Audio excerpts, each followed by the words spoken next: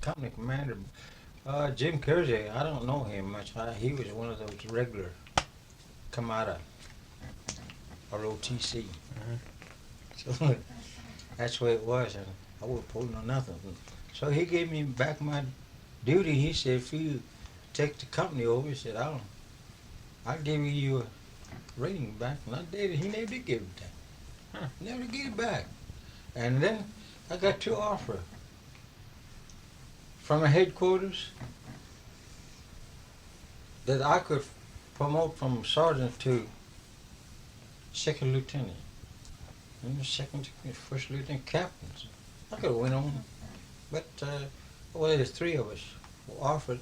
One took it. His last name's Billy too, but Billey. He lives in McAllister. His name's Slish. He took it and he came out as a captain. I come out as buck sergeant. So I could have taken it. Made it right on because it was a battle commission. That's what it was. Battlefield Commission. Yeah. Battlefield commission. I could have been general maybe. Nah, I didn't want it. How do you spell your last name? Bill.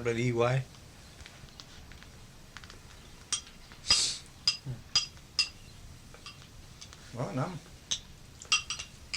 ready to start anytime you guys want. Whatever you want. I got a whole bunch of book back here. I mean, you know, the real, what I call it, the background of my, you know, the way what I fought and who I fought and things like this and where I've been, and it's all, you know. It started from a company on up to regimental and regimental to Allied. That's Allied is four outfits, you know, four Allied like French, British, German, Canadian, Australian, British, yeah. Those are allies, and I was in the head of them. See, I got so much. I had about, I guess, 17 men, maybe 20, 24 men to start with. And that's how I led the whole ally. But then I got acquainted with General Omar Bradley and Millington and General Montgomery, British, and General Patton, and he was my buddy. So, what was he like? General Patton? He was more or less a guy with knowledge. He wasn't dummy, you know. And he had more experience on the battlefront, on the front line, more than any generals in the history. Yes, sir. Because he was right there. Was he a kind man? Yeah, he was absolutely good, respectable general. And I liked him because we buddied up together, you know, and whatever he says, well, it goes on whatever I say. We put our heads together, see. And that's how General Melton and O'Brien Bradley, they come in the picture when General Patton and I was focusing on something that we could do to prevent the casualty, because the casualty were heavy. And something that we could dream up, and it worked. We didn't think it would work, but it worked. Several, you know, new tactics and technical, all this stuff. Ground operation, air, even Navy. But mostly we worked together on a tank, invasion tank battles and so on things. Of course, I was sergeant infantry, but I worked along with him. And at times we'd meet, have the views, read maps under the hidden lights. You know. Really, he had me in his Third Army, the head sergeant of all. That's what he had. Because he gave me 2 stars, his silver star that he wears on his shoulder. Boy, I kept that thing for years and years, and I had a Purple Heart. I don't know how many Purple Heart I had. But anyway, we were living up at the Ardmore, and we went to church.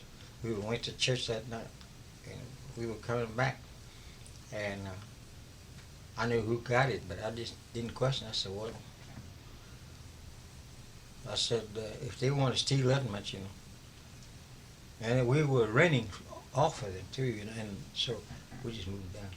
But it was this guy's mother. He lives right there on the property, the same place where we live, out there in the country. Nice house. Anyway, it all went that way, and she stole it. We went to church, and she come in. She had a key to that second front door to the right there. And I didn't know that, but she went in and stole it. Boy, that really made me mad. Anybody be low down to steal something like this. I kept it for years because he gave it to me up in Vinfro, Outpost, Vinfro Mountain, huge mountain. So I kept it for memory, you know. And he was gone. The case was there. It was always in a case, and a Purple Heart was all in there. And I had some of them laying in there. Anyway, she got it and left the case there. So that's part of why I got to know General Patton real good. He came through all right, but he got killed, you know.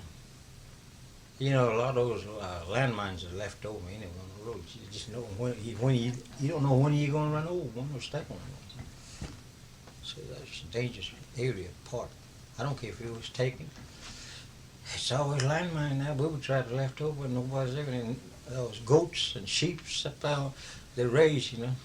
Sometimes they hit those booby traps. Bluey, a long time ago.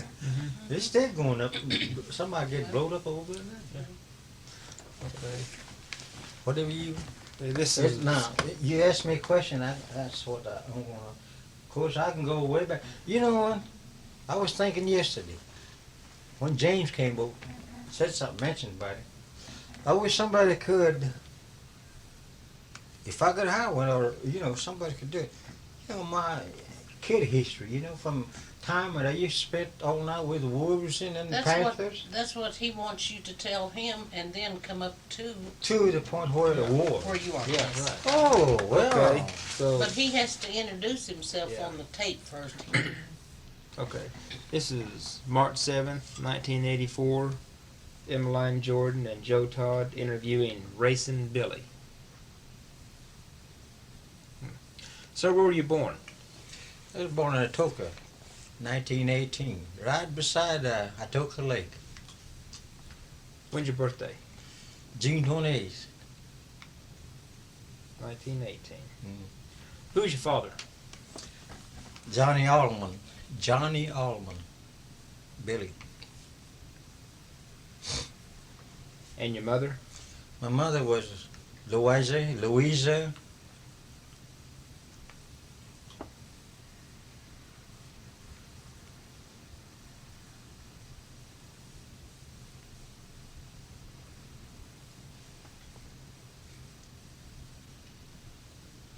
What was her maiden name? I always thought she was just beautiful, his mother. Yeah. Louisa Margaret. Okay. How long did you live in Atoka? I lived there till I was 3 years old. And where'd you move? I moved up here, right here at Arnbridge. Near Kyoto? Uh-huh. Mhm. Arnbridge to Mary Harkin. You remember her? Harkin? Harkin. Mary Harkin used to live up there. Uh-huh. What percentage Choctaw are you? Huh? What percentage of Choctaw? Well, my mother was half white. Mhm. That make me, give me a little quarter white, but I just call myself full blood. Have you ever heard any stories of the Trail of Tears? People coming Oh over? yeah. Oh yeah, there are 7 of them. 7 Trail of Tears. Can you tell some of the stories that you've heard? Well, I mostly heard from Turkey, but then I could turn around and there's a couple Tears of Trail in Choctaw. Yeah. What have you heard about them? Well, they moved, of course, on a volunteer basis mostly. This lived different from a Cherokee. Cherokee was forced. But the Choctaws, they linger around a while and they just come drifting in, see. Maybe families and maybe 2-3 dozen families together at times, you know. And the government just gave them a time to take their own, you know, whatever they had, just move anytime they want to. But there was no threat because they volunteered to come on in. But why they delayed so much that government had to push me in a way because they were agricultural people, you know. They raised horses, all kind of domestic animals, and they had to wait on that account to make everything to proper position so that they can move. See, that's the only way. But they were not tortured like the Cherokees. The Cherokees were different. Cherokees come in about 4 ways. You know. The Trail of Tears is all together about 4 for Cherokee, and I think it was about Trail of Tears to Choctaws were they suffered, yeah, wintertime, and it took them a long time to cross the river, and then the river after river, mountain, cross over mountain after mountain, valley after valley, and of course they carried a totem pole just like anybody else, any tribes, you know, they follow the totem pole. But they suffered mostly in the wintertime, you know, when they run out of wheat and stuff like that, barley and things of this sort. How long did it take to get here? I don't know, it took around about 3 years to get here, 4 years, some of them. Because, you know, they had to stop on sickness, illness, and elderliness that they had with them, you know. Well, Cherokees, I think they had a much more problem with the government, the soldiers and so on. What about the Cherokees? What have you heard about that? Well, I read about Cherokees. They were more or less self-dependent people. But then at the same time, they didn't want to move. They didn't just say, well, this is our land. And we deserve it. And we're going to stay here until we die. As long as the stream runs, we're going to live right here. That was their main motto. As long as the water runs, the stream, even if just drip by drip, they're going to stay there. Then when it dries up, then they move on. While Choctaws, they followed the river. They say, well, Choctaw says that as long as this river is running and active, we are the same way. We follow the river. So it was a lot of difference between Cherokees and Choctaws.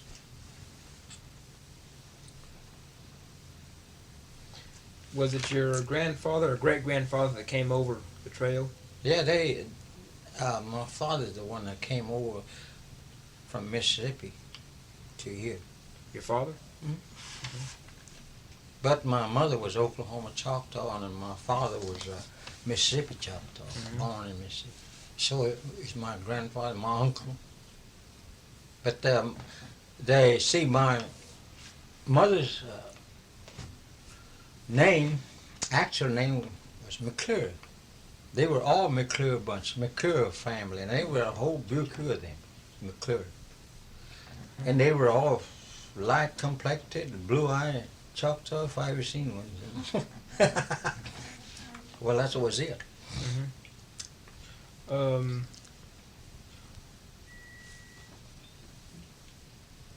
Where did they settle when they came here? Oh, they settled around on the other side of Coffeeville, right down through here, on this number 9 highway, and of course Sparrow, and on the other side of Poto, and then half went on down towards the Broken Bow, and they settled around that Broken Bow area, plumb down South Point, Texoma, down in there. All down up in them hills and up in the mountains where the pine grows. And over in here they came far as Sparrow. Then they settled right down here for this New Hope Church. What does the name Keota mean? Kyoto. It's named after this little creek. But anyway, it's Jack Davidson mentioned it. I think it's right. The fire will never go out. The fire will never go out. That's what he said now, but in my language, I think it's different. Kyoto, that means no way. No, That's a good way Yeah. to say it. no way. That's what I would put it for, really, the name, Kyoto. Like we say Kyoto, Kyo, that means no, see. Ta means That's it. pass, yeah. That's it. So, what you got there now, that's it. There's no way. No way. Interesting name. Well, it brings in a lot of ideas, just that one, couple of weeks. In other words, no way you can move us. No way that you can. Well, it just a whole bunch of ideas. Really. What kind of house were you born in? What kind of house? Yeah. Oh, log cabin. Log cabin? That's when I loved to draw log cabin. Yeah. How big was it? It was 4 room. It's my uncle owned that. That's what I was told. Was it divided? You Divided? know, hall in the middle. Yeah, dog trot? Yeah. Is it still there? That was it Uh, was.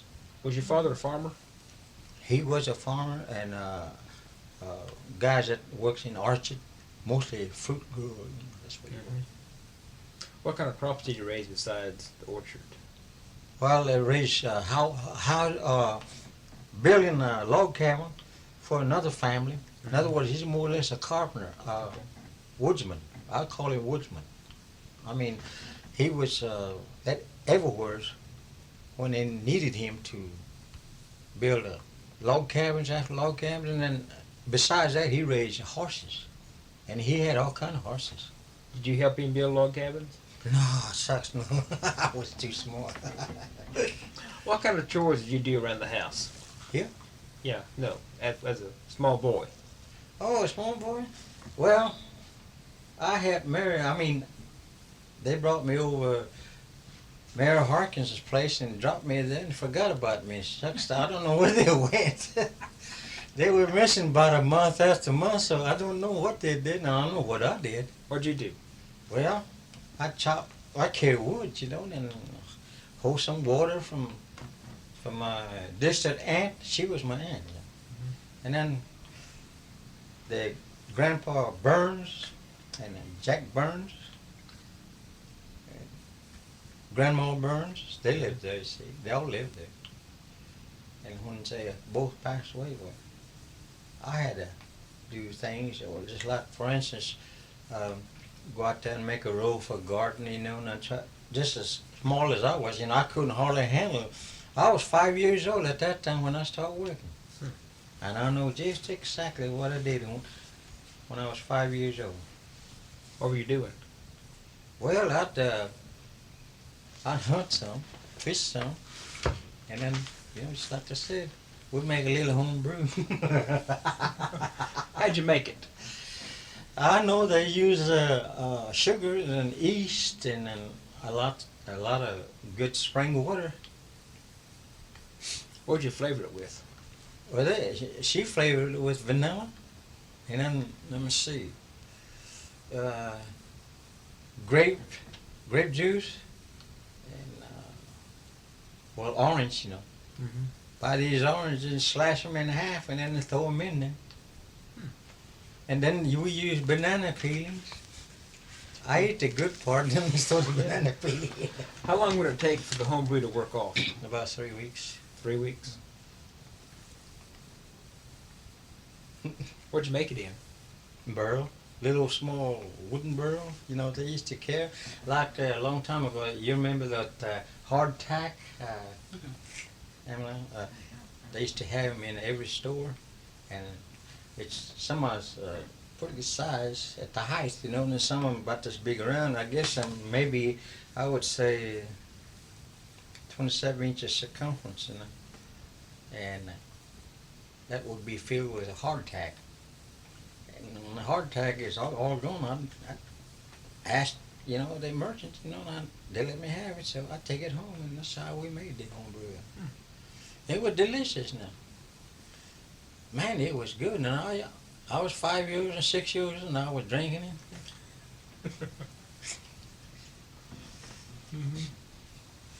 Ever do any plowing? Yeah, I used Georgia stock, I mean, turning plow, all that, you know, couple horses. Of course, Georgia stock, you just use one horse, you know. Now, what is that?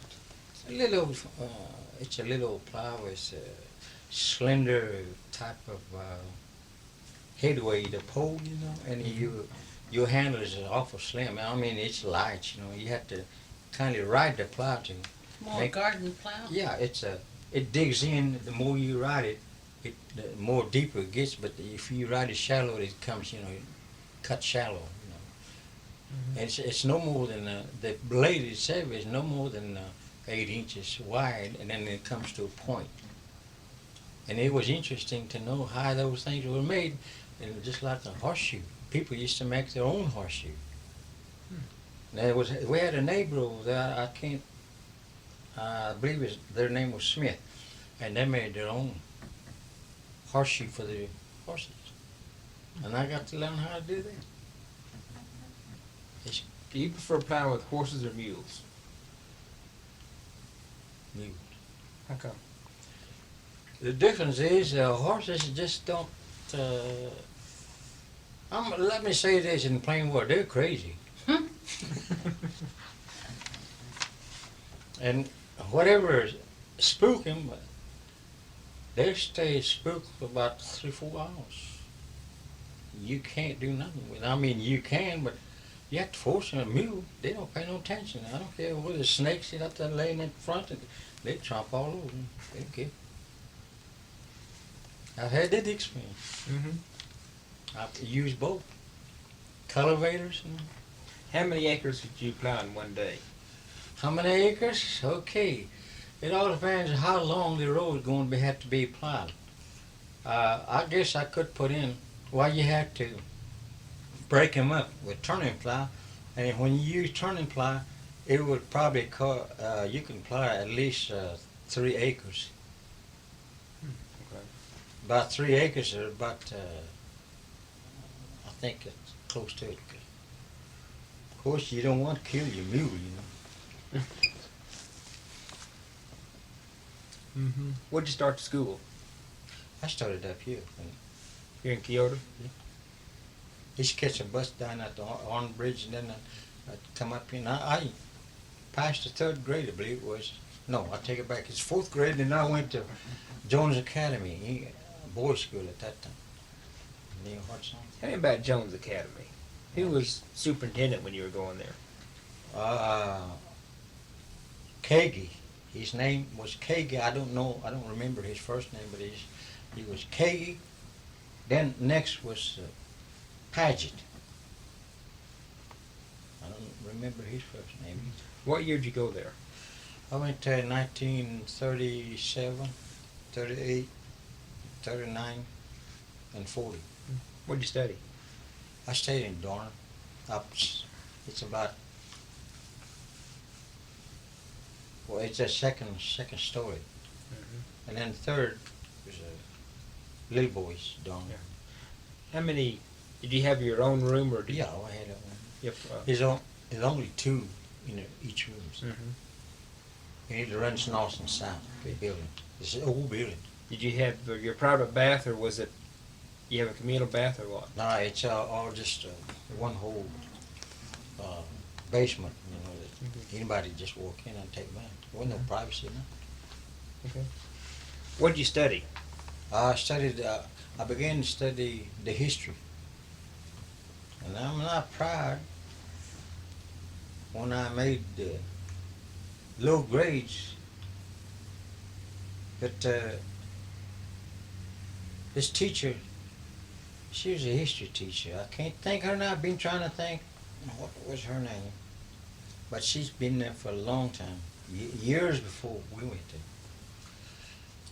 there. Anyway, it's on the Jones Academy teacher list. Anyway, I studied history. I started studying history. And boy, when I made good grade, I always thought, boy, I was something. You know how small guys, I call them guys, you know. And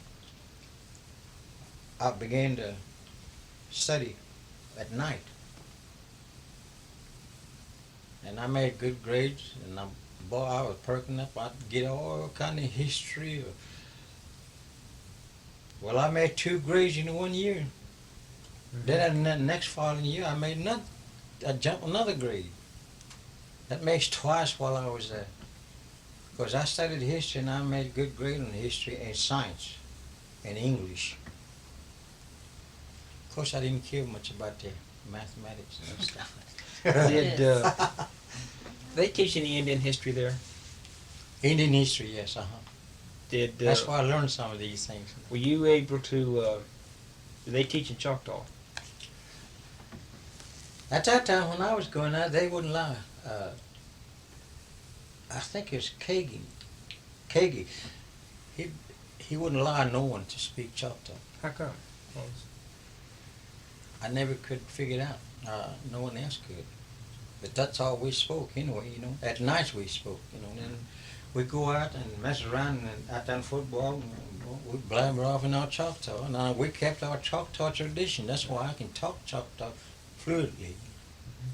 It's a little bit Chickasaw too. What's the difference between Choctaw and Chickasaw? You mean the difference? Yeah, in the languages. The pronunciation. The pronunciation. Yeah, syllable. Is Okay. What about writing? Is it same thing. same thing? Mhm. Mm-hmm. At the dormitory, where'd you take your meals? Oh, we had jointed building down in the basement area, and quite a huge place in there for all the kids to go in and eat all at one time. You know. We had divided big boys. We call them big boys, which is older, and then middle boys, and then little ones. We had 3 class divided. I mean the ages. And of course, our big boys, we had a job taking care of the little boys. We had to bathe them, clothe them, and things like that. So, and it was work. Close it up. How many students were there when you were going? How many? How many boys were at Jones Academy when you were going there? Approximately 178 to 200. When was that founded? What year? 1882. 1882. Who founded that? Who was? There's a fellow by the name Jones, and he was a military man.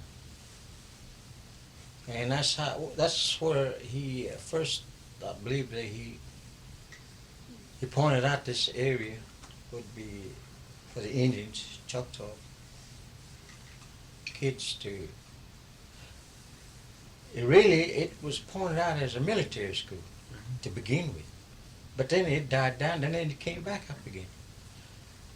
Was he Choctaw? Huh? Was Jones Choctaw? Yeah. He is from down towards Higo, back up in there somewhere. He's an old timer, you know. What's his first name? Samuel. See, he was a missionary and then he was a military at the same time. And no wonder we had to carry, when we were growing up, we had to carry a wooden gun on our shoulder. And each time we had to fall out just like an army. At a sort of reveille type. What was your average day like at Jones? From the time you got up, what would you do?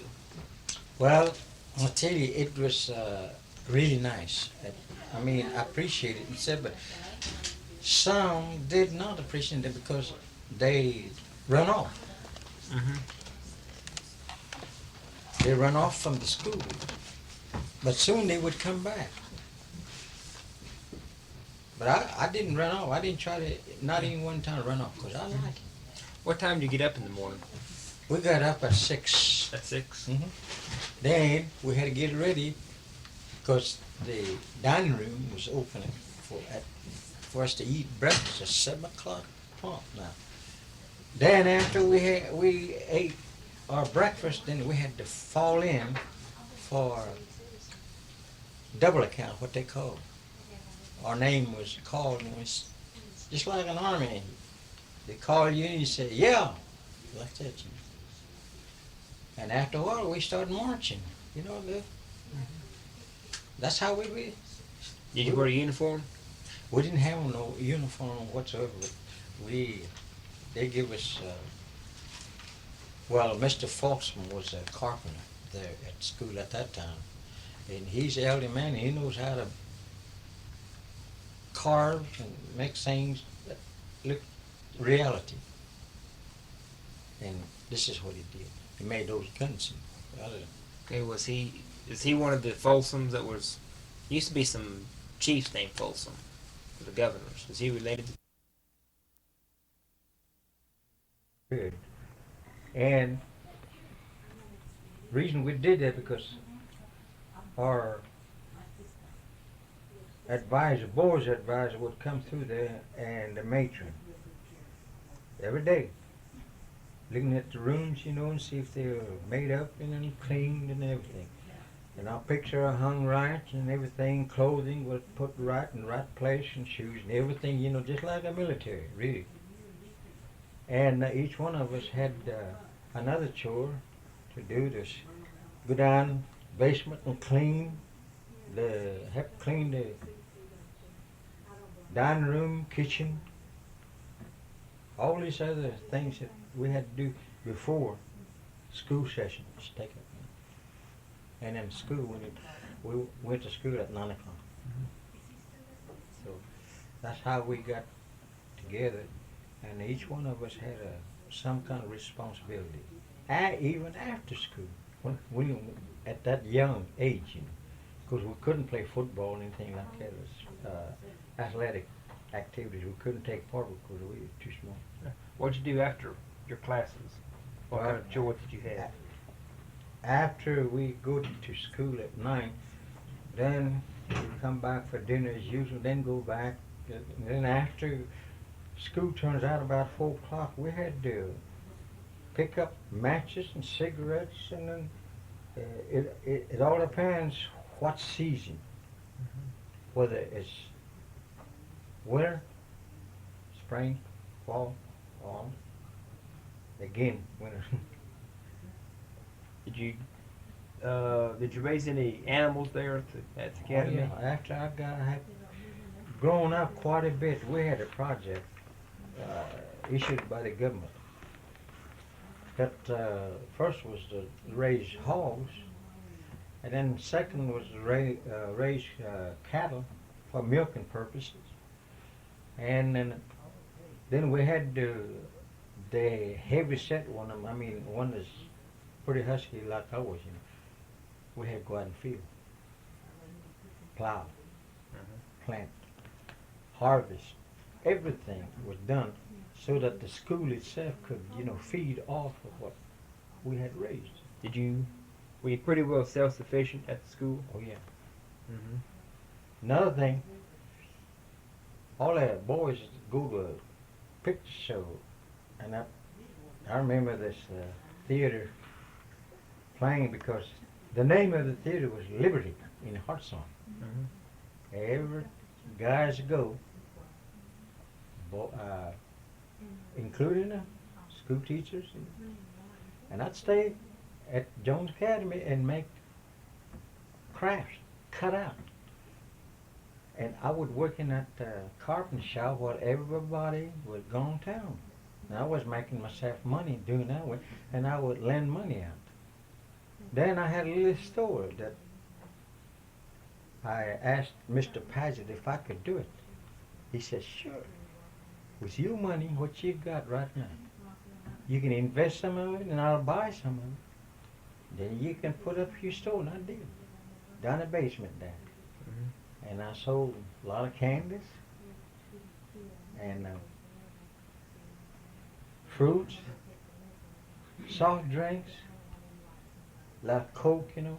and Pepsi. Now take it back. Dr. Pepper. I sold more Dr. Pepper down there than any other time that I know of, because Dr. Pepper is the oldest beverage in history today. It began to what they call factory that made uh, they sold the bottles, and then also they were responsible for the drinks, beverage, and that started in 1882. 1882. That's Dr. Pepper is the oldest beverage soft drink even today. Mhm. 1882. Yeah. So I had the privilege of selling a bunch of that stuff. Yeah. Every evening I open up. What kind of man was Mr. Paget? Mr. Paget was a Christian man. He was a good Christian man. Mhm. And he would take a bunch of us to church, First Baptist Church in Hudson. And we'd stay there until the meeting was over. And then come back. What about Mr. Caggy? What was he like? Haggard was, he was different from Paget. Haggard was just more or less a home type guy. And he's always wanting something this and done, and never get through working. And he's always calling on me and Jesse Byington. I can name several of those guys. Jesse Byington. Jesse Byington is in Stigler now. He lives in Callister. Was an old missionary named Byington. Was he related to him? No, I don't think so. I think that was Cyrus Byington, maybe. Was an old missionary. No, I don't think so. There's quite a few Byington Yeah. used to be. Okay. So how long did you go to Jones? Well, I went to 37, 38, 39, 40. I guess I would limit myself within 5 years. Yeah. Did you have to? How much did it cost to go to Jones? Nothing. Nothing. Under government provision. Okay. Then, of course, the suits and everything was provided by the government. What kind of suits? Yeah. That's what we call Sunday going meeting suits. Okay. What kind of clothes did you wear to go to class? Ordinary coveralls, or either just common, everyday blue shirts and Okay. sometimes white shirts and pants. It was all boys, wasn't it? Yeah, Jones? all boys. Okay. I think the oldest was around about 18. Mm-hmm. What was the youngest? Youngest was 5 years old. Mm-hmm. They wouldn't take any younger. Okay.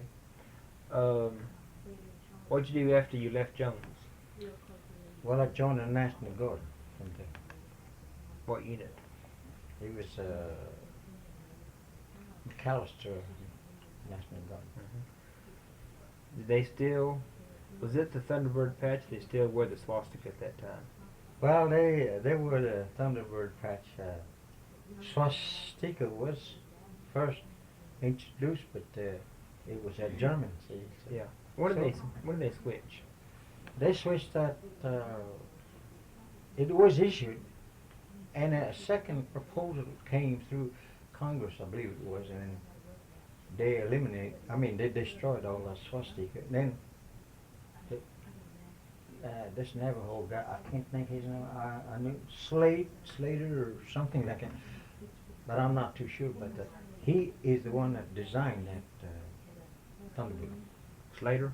I think his name was Slater. I'm not sure. He's Navajo. He come from a Navajo tribe. What about Woody Big Bow? I heard that name before, but I really don't know. Okay. He painted the Thunderbird. Mm-hmm. I don't know if that was the one used for the patch or not. Well, see, after this guy introduced this sketch and color. Color on the side and sketch on one side. They approved it. The government approved that. And it had to go through several stages, like House of Representatives and all that, and governor and all that, and then it comes down to the mobilization of 45th Thunderbird. The high-ranking officers, generals, so forth, they accepted it. And When did they accept the Thunderbird? What year was that?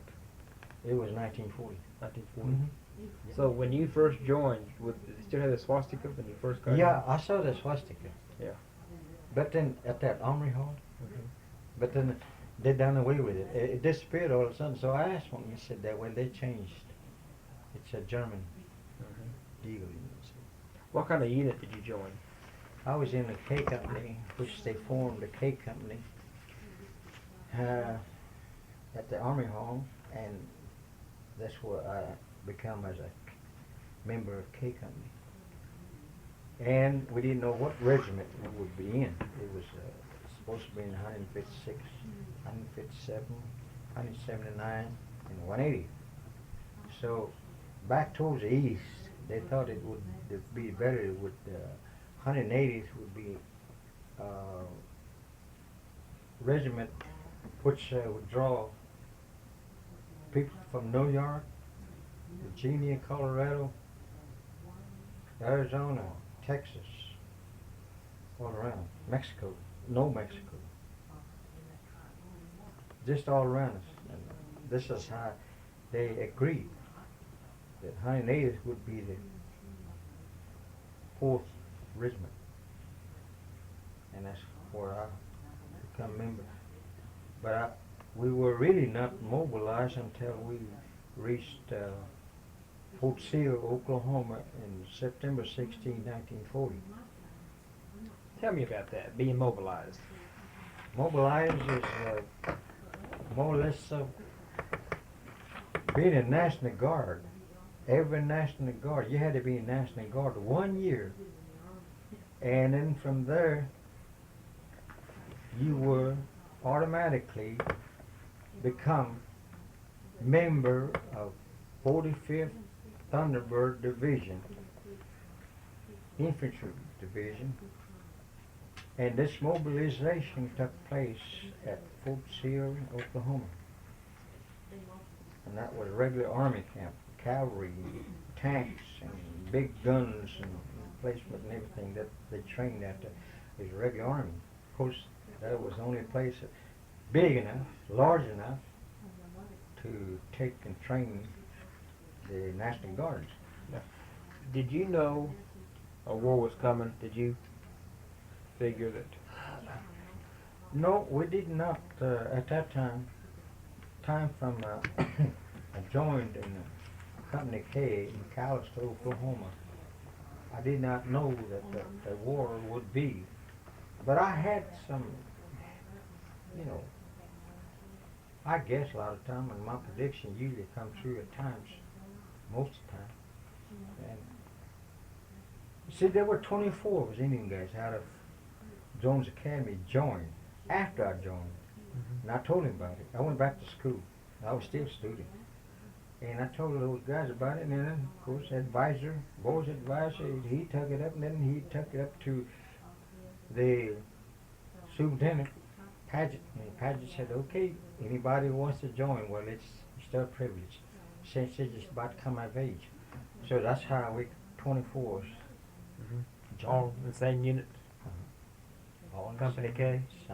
all Was in that an the same- infantry company? That's Company K is one, but it had in each company had 3 platoons. Yeah. That's Were how you- we start organized from little by little on up. Were you infantry? Yeah. Okay. And I was bugler. Bugler. Yeah, I was bugler for that company. See, I studied music while I was Jones, and I could do pretty good. I did real good. Can you still blow the bugle?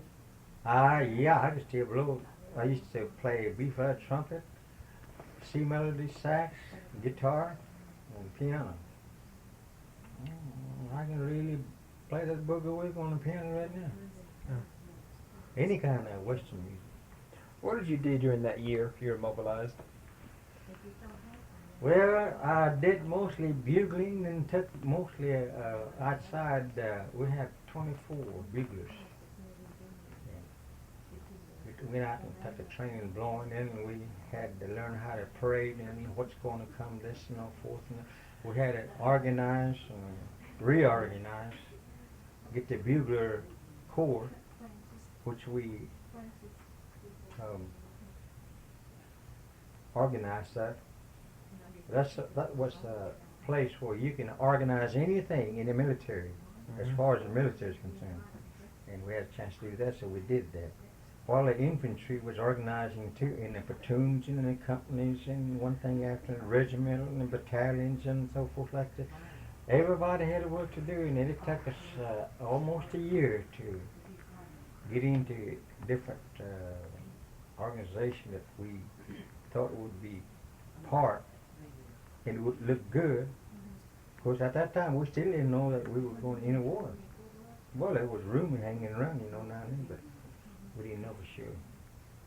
But anyway, we took training, field training, we took tank training, artillery, heavy artillery, 240s, 155, 175, and 20 anti-tank guns, and then we even took a tank training, and we learned how to drive those tanks and operate it. And then, of course, we had to learn a signal corps, codes, one thing after another. This was just the beginning. And I mean, it was a big job. Because, and then after that, I kind of, my prediction was coming, fulfilling, little by little. And that's what our mostly work was. Just strictly military. And after that year, September 41. 40. September 16. Okay, but you were mobilized for a year. Yeah, right there. Then did you go back to a civilian status in 41?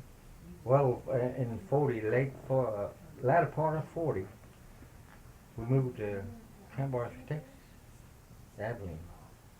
And then that's where we took some more training because we were National Guards. And we were supposed to take these training in order to train these draftees and others was coming in.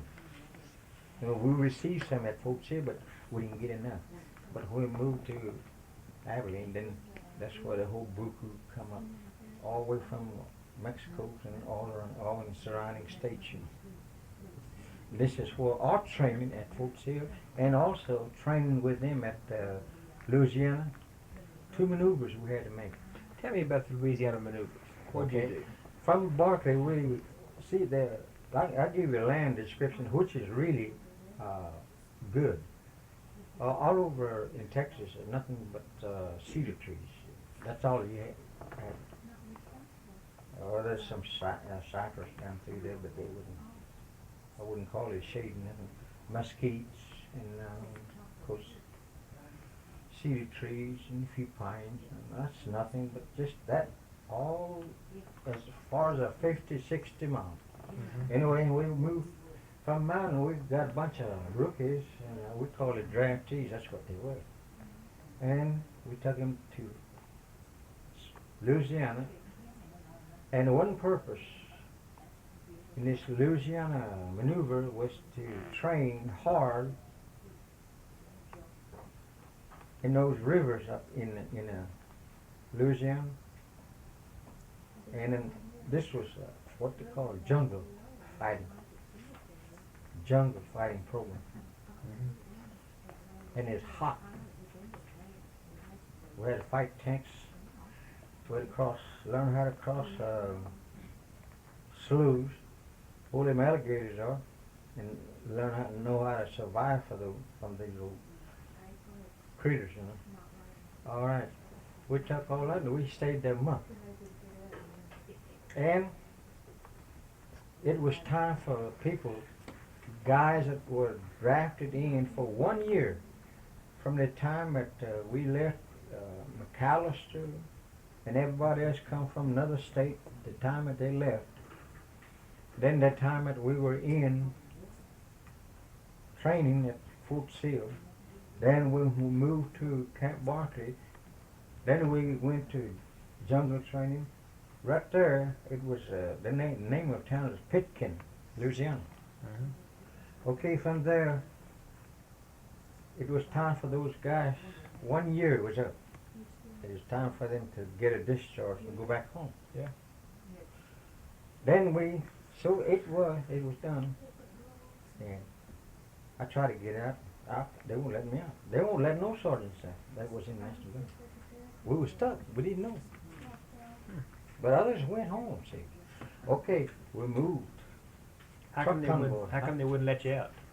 Because we had training, and we had to train some more. That was the whole idea, and it come from headquarters, that we had more training than the others, so it was up to us to train them. They gave promotion, everything. That's why I made corporals. Okay, we moved back in convoy, and everybody else went home on train because they give them, supplement, whatever, discharge. Then, that's right there when the war was declared. The United States declared war on Japanese and even German. Well, we got the word. Then here comes some old draftees. Bunch of them. Okay, we had to train them out there in Barkley. Now that was not enough. There's a lot of counties down there, but it wasn't enough. So we had to take them back to Alexandria, Louisiana, and then back into the jungle again. We had to do it all over. And that's why we stayed there a month. All the tactics, war tactics, and jungle fighting, and hand-to-hand combat, and everything. We had to train them in order to survive, and what to eat and what not to eat in the jungle. All of this, hot and days are hot and nights are cold and so forth, and one thing after another, I had to face it. It was kind of rough on us, but we were tough. Actually, we were tough. And these draftees, we had to make them tough. We had to help them to look at their own survival in case of war. Then we took machine gun, crawl under the machine gun for and everything. It's in the jungle. Fight them alligators and cook them, eat them, things of that sort. And then we stole some potatoes, things of that sort in a farmhouse. We captured a farmhouse. They didn't know what the farmers didn't know what was going on because they were right there in the jungle, good crops and everything, beautiful watermelons and things like that. Well, that's the way we trained. Then when we got back to Barkley, we moved from there in no time to Pineham, New York. No, I take it back. It's Fort Devon, Massachusetts. That's where we first moved to.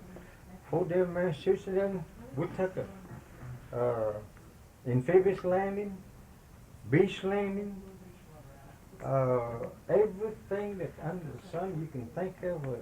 Beachhead and employ beachhead and take over beachhead, and we crawled about a mile on the sand and things of that sort. So we had to get used to that. Cuts and bruises or whatever. And that had to be taken. And we trained all that. Then we moved from Fort Devon, Massachusetts, to Pineham, New York. This is where we start taking a better function tanks. And then we took 6 months of hand-to-hand combat, what they called judo at that time. We took that.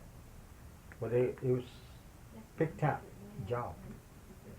Not all of them could go, but they were picked out as sergeants. See, I was promoted sergeant the second time we went to maneuver at Louisiana, from corporal to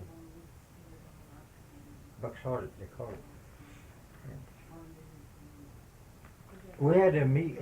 We had to learn how to read maps, and then we had to coordinate with headquarters. And then, all the paperwork and everything that you can, take.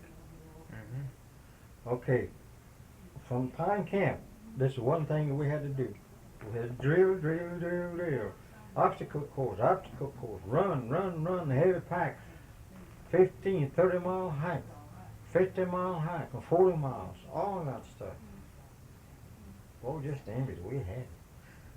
Anyway, before we moved from Pine Camp, New York, we had to go through 2 big buildings, and this was the course. At that time, the war was getting hotter and hotter, getting worse, you know. So we knew we had to go sometime. I knew my prediction was fulfilled at that time. But from that on, my prediction, I didn't know what to predict after the war was declared and it's been carried on. Now, we had to go through every squad, every company, every battalion, every regiment had to go through this building. In other words, the main thing was that they're testing you how rough or how tough you are, what you can do, and you're well trained, and all this. The Germans didn't have nothing on this, even though they did take 5-year-old kids away from their parents and put them in a army, utility army camps and army training and whatever. Well, we didn't have to do that. Anyway, we were just as tough as they were because they call themselves SS troops. They're the meanest people that you ever met. Meanest soldiers, tough. They were tough as we were. Same age too. And anyway, that we know. But getting back to the building, we had to go through that. And when you get a yellow card, that means you are not able to meet the demand physically, and you're not fit for combat. And this is true, and it went down and if you pass through the examination, shots and everything, boy, I don't know, through the whole body, x-rays and everything. Okay, if you get a little piece of white paper, you are number A. What'd you get? White. I was looking for, yeah. Well, I mean, 10 years. When did you go overseas? 1942. Where'd you go? Okay. 1943 when you went overseas. June 1943. June 1943. Where'd you land? Where'd you go?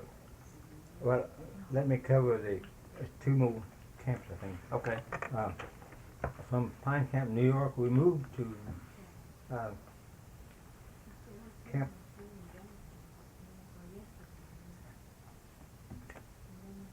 I can't think of it right now. It's you can turn that down. No, I don't believe so right now.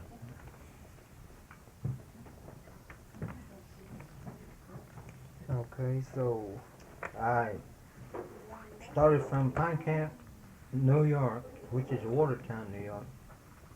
Then from there we moved to Camp Pickett, Virginia, where it was snow and everything.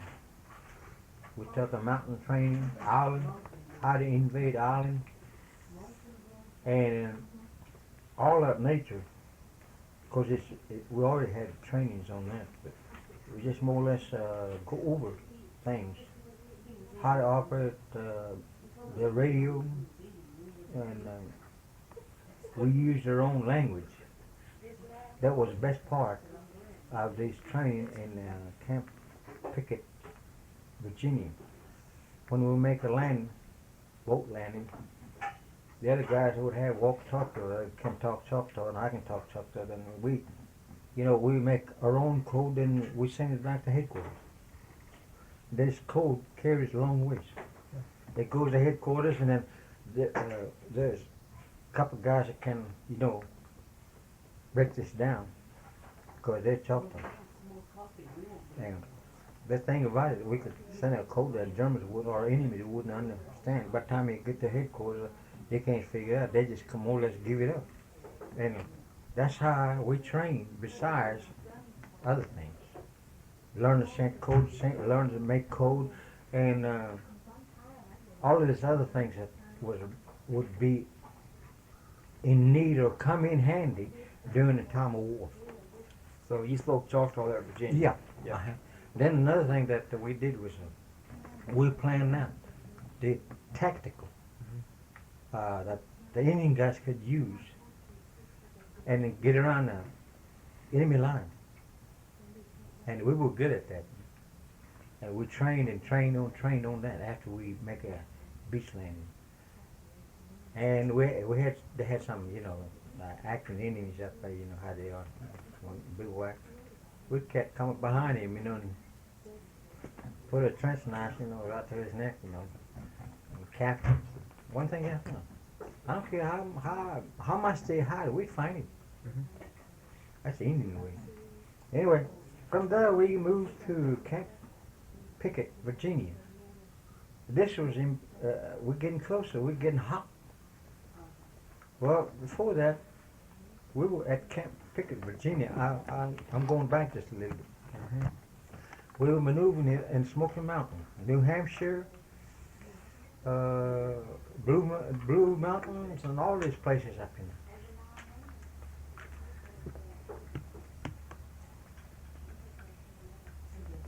there. And we maneuvered against the 36th Division, Texas Division.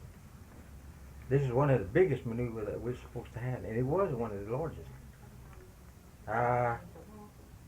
You know how Smoky Mountain, how big mountain that is. We start chasing them all over the mountain. We couldn't catch them. And all of a sudden, they disappeared.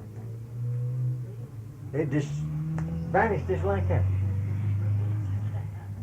And I couldn't figure it out.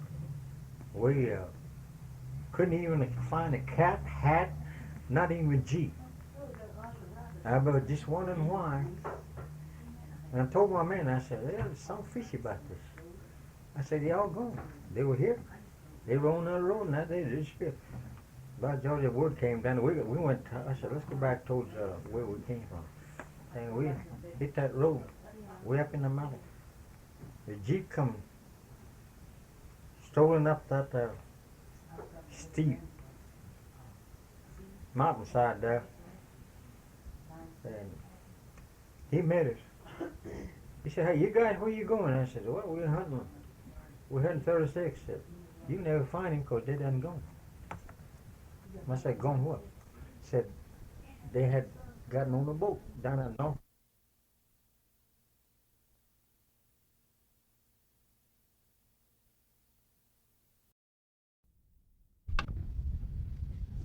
So the 36th pulled out, and they were sent overseas then. Yeah, so they pulled us back. When was that? It was up in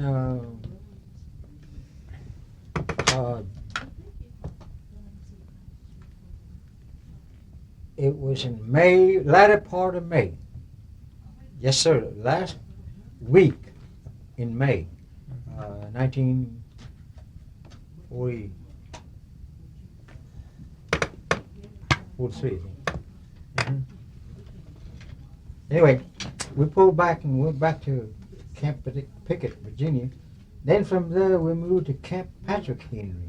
And this is where we were getting close. We were kind of close to 36th Division. And at the same time, I think they were 34th and 4th Division were going to. They left in between. So when we got to Camp Patrick Henry, we had a uniform, and everything was furnished for combat reason. And I told my man, they didn't know what it's all about. And I told him, I said, now, we're going to war. I don't know where, but I said, we are right at the point right now. So you guys get ready, ready to hit. So they moved us from Camp Patrick Henry. We stayed there a week. Then they moved us from there to Norfolk, Virginia. That's the embarkation point. We loaded up on a ship. Then from there we started out, and it was over 2,000 convoys that went along with, we went along with them. See? How many ships in the convoy? Well, that's 2,000 ships, and then not counting destroyers, and not counting submarines, but just troop care, and then supplies and different. It was altogether. The report came out a little over 2,000. What ship were you on? I was on Watson, USS Watson. It's a tanker, but they use it for troop ship too. Tell me about the trip over. Anything happened going over? Well, it took us 18 days to go over Atlantic. And then after we had landed over Oran, this is Oran. Let me back up. And how did you sleep in the ship? And how did you take your meals on the ship? Well, we slept down below the deck, which already was a lot of things were taken out, and they put in bunkers up there. Best way I could describe is the bunker hung by the chain, about 3 on in a row, and on down, straight on down, row after row. And then all the ships had it made that way. I mean, they invented that way to carry troops besides supplies, ammunition, things of that sort. Oil. Did you encounter any enemy action going over? Yeah. I don't know how far back coming this way. We had a detour. A lot of places. Then these destroyers and they called gunships, little bitty ones. They attack these submarines, and they lose contact. And then, of course, we had a detour way around, And we had to follow other ships. Of course, the ships are visible. Most of them traveling, like a wolf pack, And it was good though because we had more protection. And them submarines ever see one ship out away from the pack, it would surely hit him. That's why we had to stay close. And we had several run into these submarines, German submarines. I think it's, if I can count it, I think it was 4 or 5 times, I think. And that kind of delayed us. We made it. We hit Oran. Any of the ships sunk? No, they were damaged. Some were damaged. And of course, sometimes they get too close. When they're traveling too close. Sometimes they travel too wide. And those submarines get in between somehow, and destroyers just roaming all over the place. I mean, just speeding. I just sit out there on the deck and watch those gunboats, and destroyers just running all over the place, between ships, our ships, and everywhere. And I tell you what, those submarines, the German submarines were pretty smart. They were intelligent. Our submarines were there too. They came in after we got about halfway across the Atlantic. They come in. They caught up with us. And that's when we didn't have any more attacks until we hit Oran.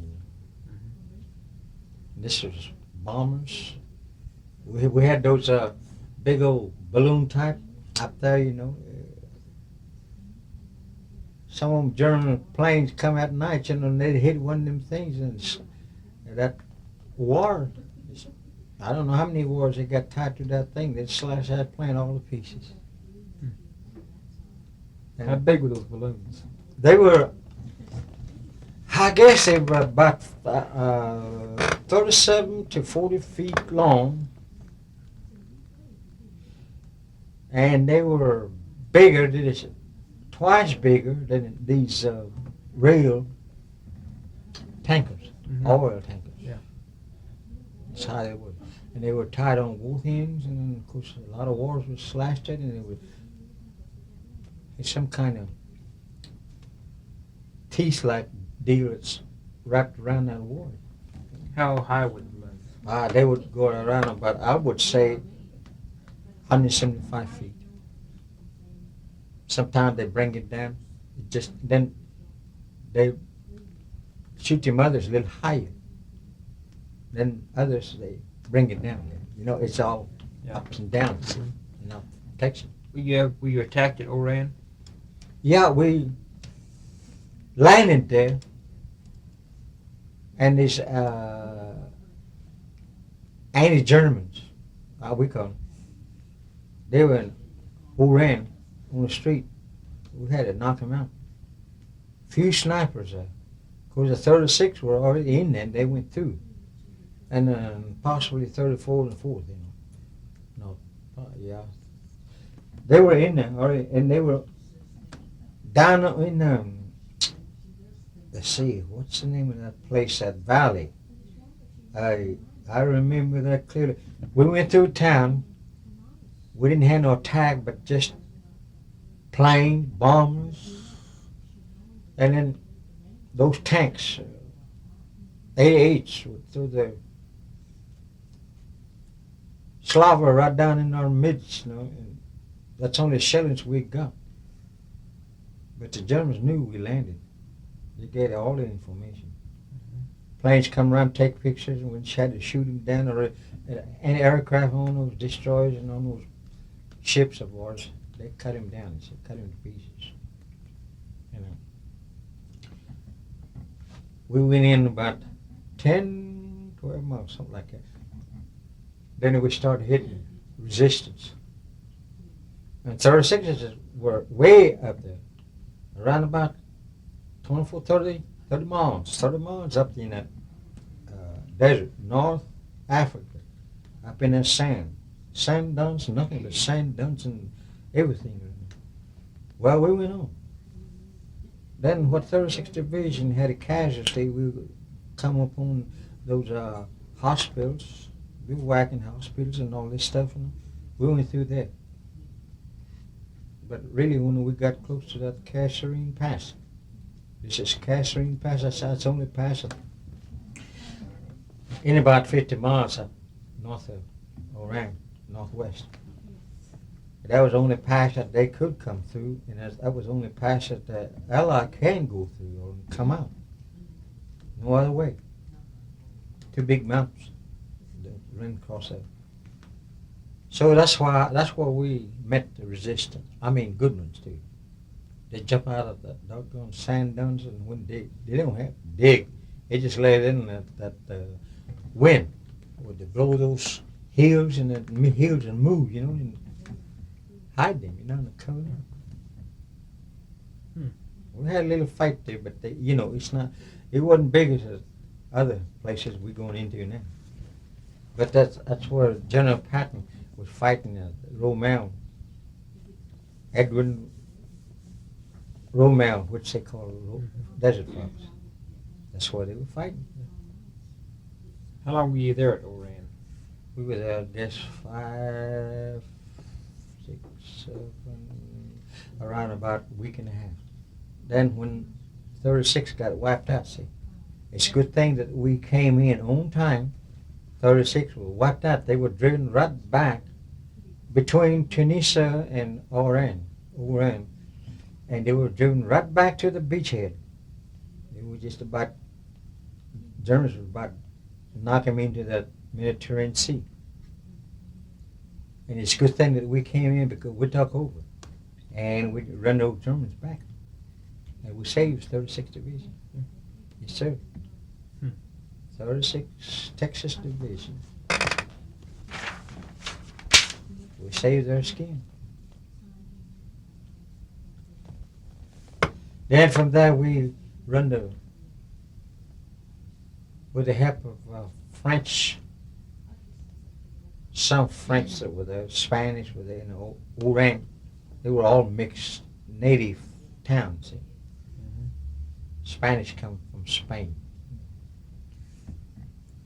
Anyway, they formed some what they call local infantry light brigade.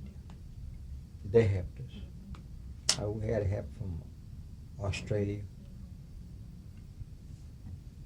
Anyway, we run the Germans right into Tunisia, and they withdrew from there that night. And we don't know what happened, where they went. But our guess was they went to some island next, Cyprus or either Sicily. But as we coming back from Tunisia in convoy, alongside the Mediterranean Sea, that was highway down through there. We come to the place where we're supposed to bivouac and rest and reorganize, get new weapons and ammunition. Okay, we stayed there and trained part of 36th Division street fighting. Then after about 4 days, then we were called back to bivouacking there and said we're going to get ready to move. So guys, get ready. So we got ready pretty fast, and they loaded us up on a big ship, warships and everything around. So we hit Sicily, island of Sicily. Where'd you land? I don't know the name of the town. I know it, but I can't pronounce it. We hit. Maybe Skogliti? Huh? You land at Skogliti? It's been so long. I didn't know the town. Gila. I think it was Gila. Yeah. See, Where's Palermo? Palermo is the headquarters. It's a capital of Sicily. Okay. Okay, we hit on the southeast side, southeast of that island. And we hit 4 o'clock in the morning. In the middle of a hard storm, 4 o'clock in the morning. The date was 6th of July. 43?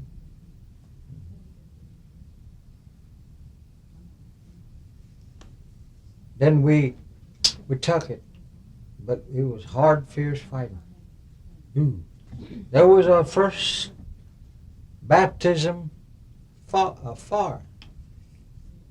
Baptism of fire, that was our first. Of course, we had some over in Africa, but I wouldn't say too much of it. It was mostly tank battles. But this was a infantry to infantry, hand to hand, you know. It's the first come under baptism of fire. And we fought day and night, Finally, we gained ground. And we went into several towns. I can't think of that town to save my neck. Canastina,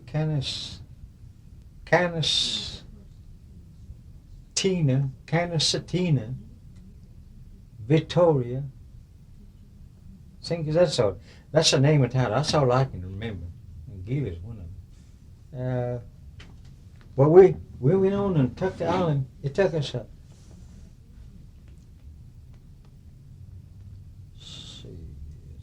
What did you do in Sicily? Huh? What did you do in Sicily? What part did you take? Oh, I was a reconnaissance, as combat patrol leader, and I took over the company, and we had some commandos come in from British, and they stayed with us. Then I had to make out slips, how much ground we took, you know, in coordination with the headquarters. And what's the amount of count of casualties? What if I need fresh troops? Which we always could use fresh troops. And those things, that was 7th Army. I was under 7th Army then.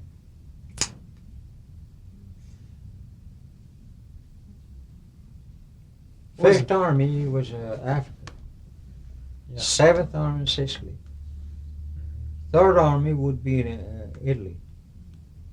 What was the worst part about Sicily? Sicily was worst part of that was starvation. People were starving. So we couldn't. We moved so fast during the nighttime that the supplies couldn't get to us. We ran out of supply. We had to withdraw several times in order to get supplies. That's how rough that country is. It's a all mountainous country. That island was nothing but mountains.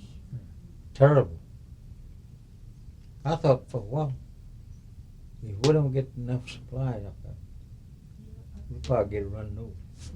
And which they did. We almost got run over. How'd you take Palermo? We took it.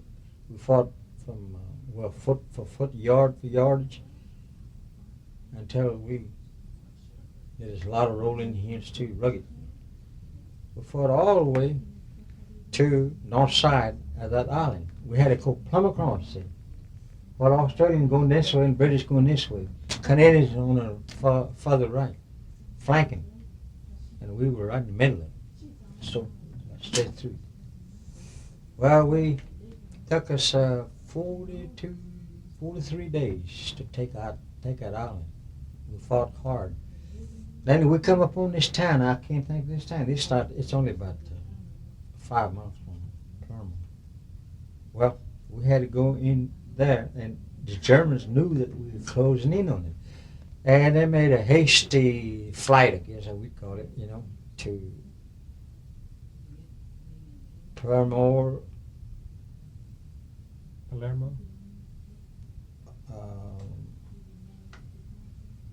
Yeah, from Palermo they made retreat to Salerno, Patsium, Pompeii, and Naples. That's where they landed. In other words, the whole food were in that area. So when we took up Palermo, that's a good sized city. It's a beautiful city. It's a good sized city. Well, with the help of other Jesuit allies, army, we took it. We were right in the middle of it. Well, British came in. They took some sectors after sectors. We captured the railroads and then shipyards and all this. So we didn't have much rest. We just rested about 4 days, and we were ready to go over and load up in a ship. Just same thing, just Atoka. And from there we went to Salerno. We invaded Salerno. And each time that we climb off of that rope over the ships, we had to jump into the LST. And they go round and round and round until everybody's off the ship and in the boat. Well, it was wavy, stormy. Every time that Mediterranean Sea never quit storming. Made it rough on us, and we didn't even hit the beach. The LST would bog down in the sand. We hit Salerno. Then we invaded Salerno. Boy, we had in that Salerno, I guess, I would say, I won't tell you something, Joe. That open spot that we hit, we on the right side, way off of the course, because it's stormy. We hit that place over there that used to be resorts, but it's blown down. Anzio? No, Salerno. And that place was wired from here to elevator, from the edge of the water to that elevator. And further, it's kind of, sprouts out some. We had to fight through there. We fought tanks and everything they can throw at us, and dogs from, man. Those Italians that they had fighting for them. The Italians at that time, they gave up. And they let the Germans use the army, Italian army, under Mussolini now. Mussolini was head general, or I might say president of Italy. So he gave up. Germany used those Italian children, and then if they don't fire at us, they kill them. There's just so many things going on.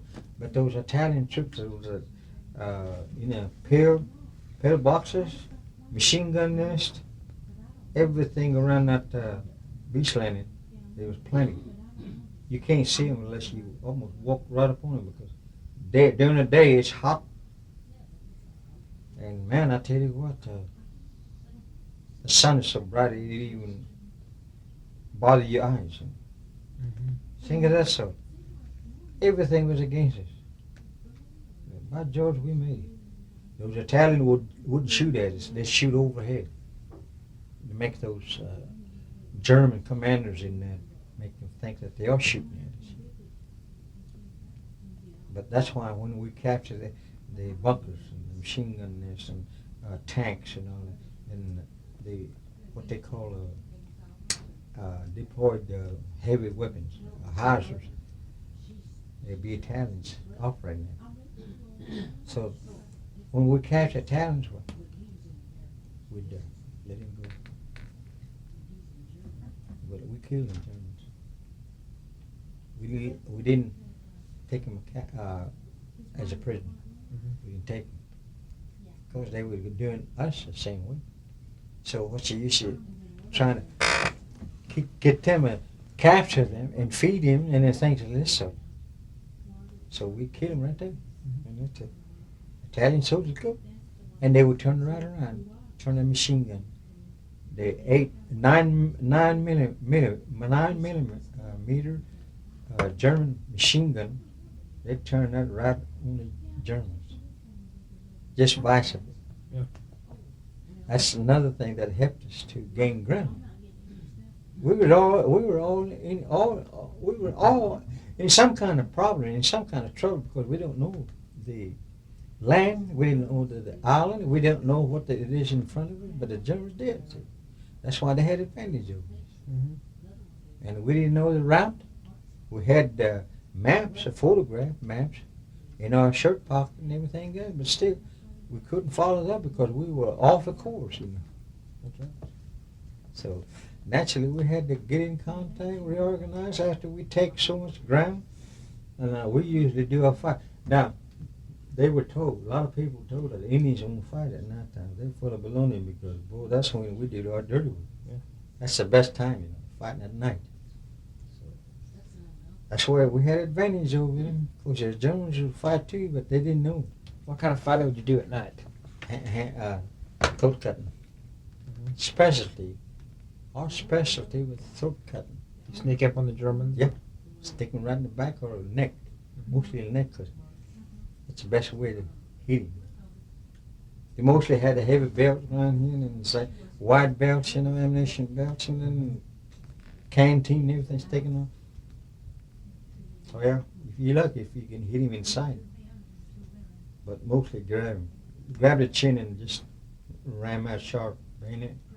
Which was, I introduced this myself while we were coming on that Atlantic Ocean. See, our bayonet at the first time it was 18 inches long. See, well, I told one of those sailor welder to cut it off to 9 inches. I said it's more effective. Like it is, it'll bend on you. Like it is, it's out of proportion, out of weight, it throws it off. So cut it to 9 inches. So he did, and it sharpened on both sides. I said that was World War I bayonet, and it would just sharpen on one side. The other side sharpen it on both sides and make it razor edge. And that's what he did. And that was most effective, very effective. And the sailor did all the guys were on that one ship there watching. He did that.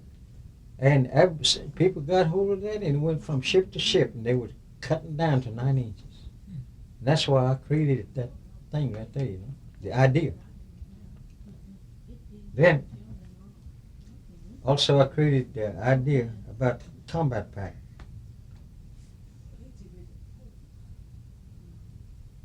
The combat pack was heavy.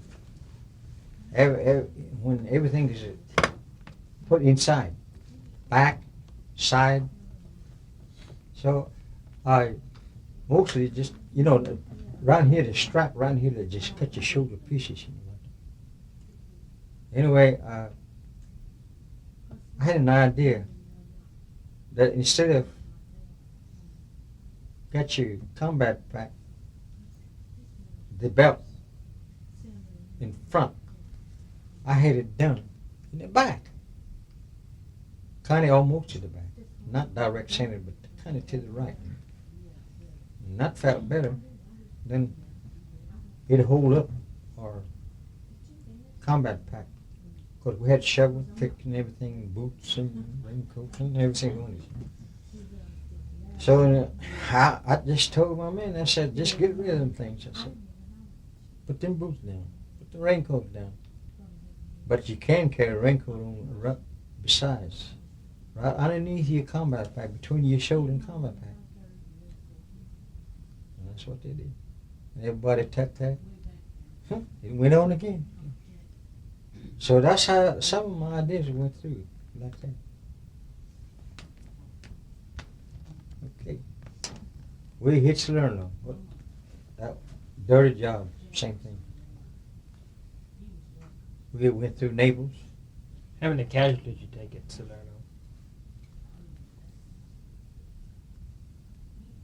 I don't know, by myself. I did.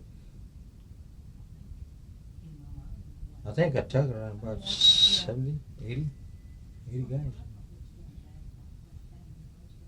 And I crawled right up on him and shoot with 45. That's all. Then 30 caliber bush guns. What did you do when you hit the beach at Salerno? First we hit the water. Mm-hmm. Way out there by far from that road there. We had to weigh in, and then some of it was sunk down because the LST was bogged down. Happened over Sicily too. So the same identical problem was there. And we just got out of it the best we can. And the bullets was hitting all around us in the water. It hit all around that big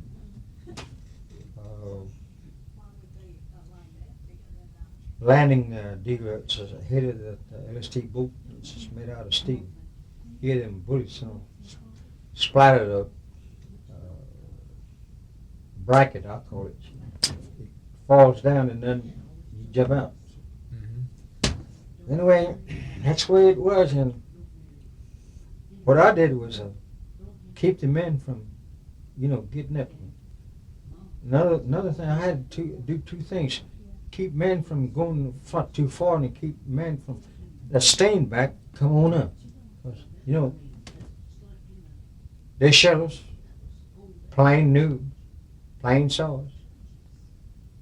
And man, I tell you, they strafe us, and I get him out of the edge of the water, because if they lay right there and not moving, they're gonna get it, because I seen it. And I saw my eyes, every action, what's happening. So I had to pull them in. They were scared. I don't blame them, but you better move forward. So, it's one of those things you just have to do. Act before you know it. You're automatically trained for that. To look out for men, to look out for other things too. And then another thing, you had to watch those booby traps. You had to watch those landmines sunk in. A lot of them sunk in so deep that you couldn't even make that thing go off, because the sand is piled up on it. And we were safe, pretty well safe, but man, the guns are day and night. Boy, we're sweating, hungry, cold.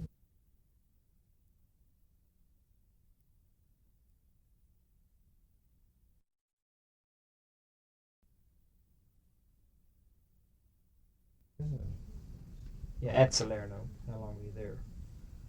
We moved on. I don't know. We didn't stay over a day, because we hit early in the morning, and the fog was heavy, and that helped us out. And we moved on until we got like I said, from here to elevator. It was open. We got about halfway, and then we felt like, nobody's business. Anyway, I think we stayed there about a day and one night, and we moved on towards dawn, towards Naples. We took Palm Page and we moved towards Naples. Were you there when the volcano erupted? Mount Vesuvius? Only thing we saw was Mount Etna. That's It wasn't. It does erupt now and then, and put out a heck of a lot of light. That corruption, but it stayed smoky all the time. It's all right on point of where Naples is, right down back that way, way out there. I don't know, just about 15, 20 miles out there. Yeah. We could see it. How long were you at Naples? We stayed about a couple of days and we moved on. We went through. And we had to, because we were leading combat troops. Then when we got on the other side of Naples, about 30 miles, so people said, I asked those people, those people living out in the country there, by the river, and I asked them where the Germans were, and they said they moved out. Moved out. They were here. They stole everything, took our daughter, raped her, and everything else. So they moved out. I said, I don't know, they may be about 30, 40 miles out that way. Anyway, I reported that. See, I had to keep in connection with headquarters, like I said. I report that through walkie-talkie. And they sent a reconnaissance plane to make a photograph. And that's the only way we know where they are.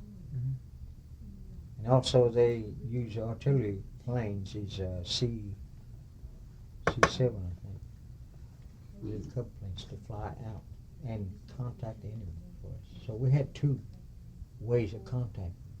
Then we'd go as a lead combat patrol. And that's how I come to this airport. See, we had to go through Venifold Valley. That's a big valley. I mean, I guess it was about, I would say 15 miles wide. I name it the width. The 15, I think the town that we saw, we could see because it was stretched out flat. I mean, it's a valley. No trees, just few here, clump of trees here and there. And that would be a good place to put a tank. It would hide 2, 3 tanks in each close trees, clump of trees. But otherwise, other than that, it was all open, just open. And I could see that Venifold town way down the edge of that big mountain to the point, drops off to that town. They were just about this high, about penny high. So we had to fight through there. That was littered with infantry. And we only moved off. We didn't stay. I had a field artillery observer with me, and then also the ship, one of those sailors, that has a connection with the radio and everything they carry. 3, 4 of them. That's what we had. Now, were you speaking Choctaw on the radio when all this was going on? Yeah. See, the main thing that I did, we fought across our Venifold Valley and through the cemeteries and everything at the foot of the mountain. Then we had to take that mountain. That mountain was huge. Great, boy. I mean, just like Mount Everest. What mountain was that? The Venifold Mountain. And that's what they called it. And that's where General Patton came down to see me. I had 4 outposts halfway up that mountain. It took us, I guess, about a month to get up to that halfway up that mountain. General Patton come up there looking for me. Told me that the people down the bottom was a first aid station, second aid station, and a mule outfit down there to carry supplies, ammunition, and things up that mountain to the canyon and to us, all along our front line. Anyway, he came up then and asked some of those guys down there where Sergeant Billy was located. He said, right straight here, right straight up there. He's up there halfway between this mountain and that guy's up there. He said, I want to find him. I want to see him. So he come up and he talked to him. That's why I got those 2 stars I was telling you about. Yeah. I come to that point, and he told me we got acquainted. From that on, we were real close. And we were in 3rd Army under him in the Eisenhower, Ike Eisenhower. So I had a big job in coordinating with the headquarters and also dividing men and also handling these 102nd Airborne paratroopers, 52, it's either 52 or 54 Rangers, battalions that come through. They don't stay maybe a night or 2 and then they move on. It was their way of fighting. Yeah. So that's, all this took place right down the mountain. What about Anzio? Anzio was a little bit different than Salerno. It was, we hit right on the right side of Anzio, while the others hit, 179 hit right on the left side. Nitine, that's a Nitine. The city was about a couple of miles from the point where they hit 179. And 180, he hit about 3 miles off course on the right. And in 157, I think they drifted down between 179th Regiment and 180th Regiment, in which back in now. There was cliff here and cliff there. In some places, it was just, when you hit the beach, it was level up. You know. No problem at all until you get about 3 or 4 miles. Then you have to start skating. Cliffs, mountains area, but just like it'd been cut off with a knife. You know. And we hit one place up here that was like that. It just right into the water. We hit that. And we had to hang on. Some of those guys, the Signal Corps, Combat Engineer, 120th Battalion Engineers landed right with us. And they had ropes and grapplers. That's how we used to climb up that bluff. How long were you there at the Anzio beachhead? About a month and a half. We climbed that thing, we took it. But then they'd drop us off, run out of ammunition. It's a good thing that they reserve, bunch of reserve time. When did you break through? How long did it take to break through? It took us about 3 months. Exactly 3 months to break to that town. I don't even know what that name of the town. What about Anzio Annie, that big railroad gun? Oh gosh. I think mostly, I think 179th with the help of paratroopers, United States paratroopers, 101 I think. So it was 101 that broke that. I mean, captured that gun. We captured this big berth in Sicily. I think you got it in. Yeah.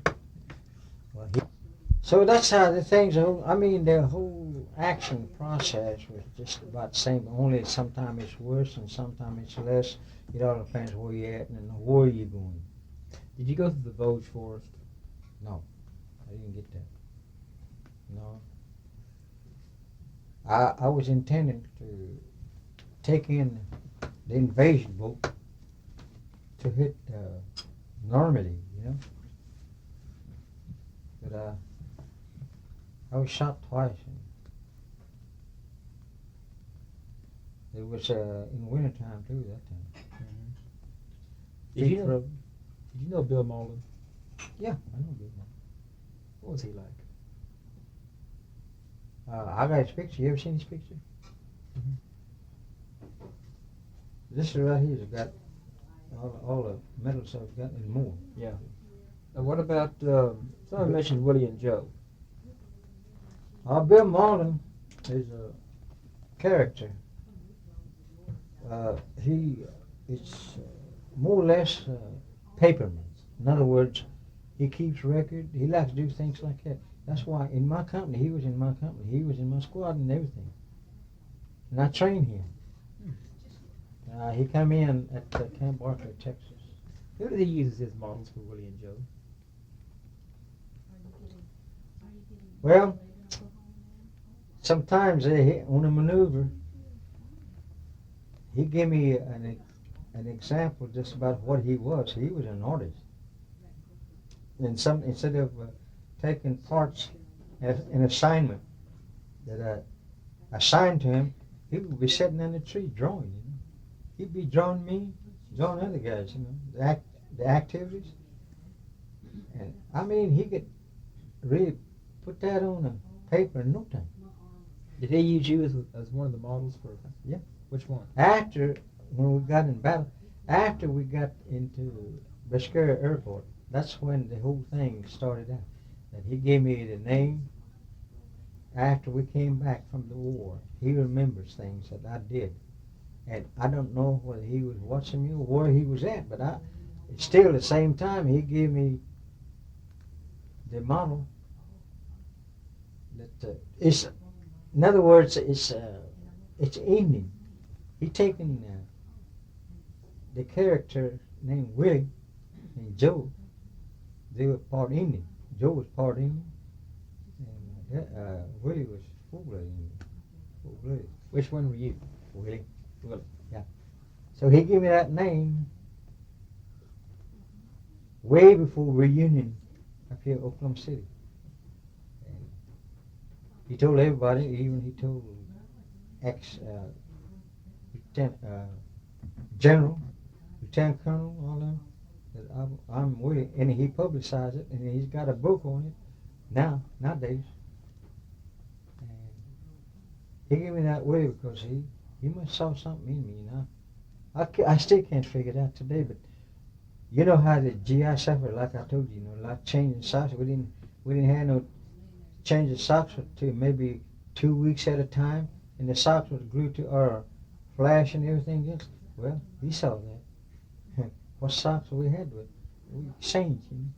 We didn't have time to wash nothing. Mm-hmm. So that's how he saw all these things, you know, and of course, taking bath in mud because there wasn't no water. Mm-hmm. All that, you know.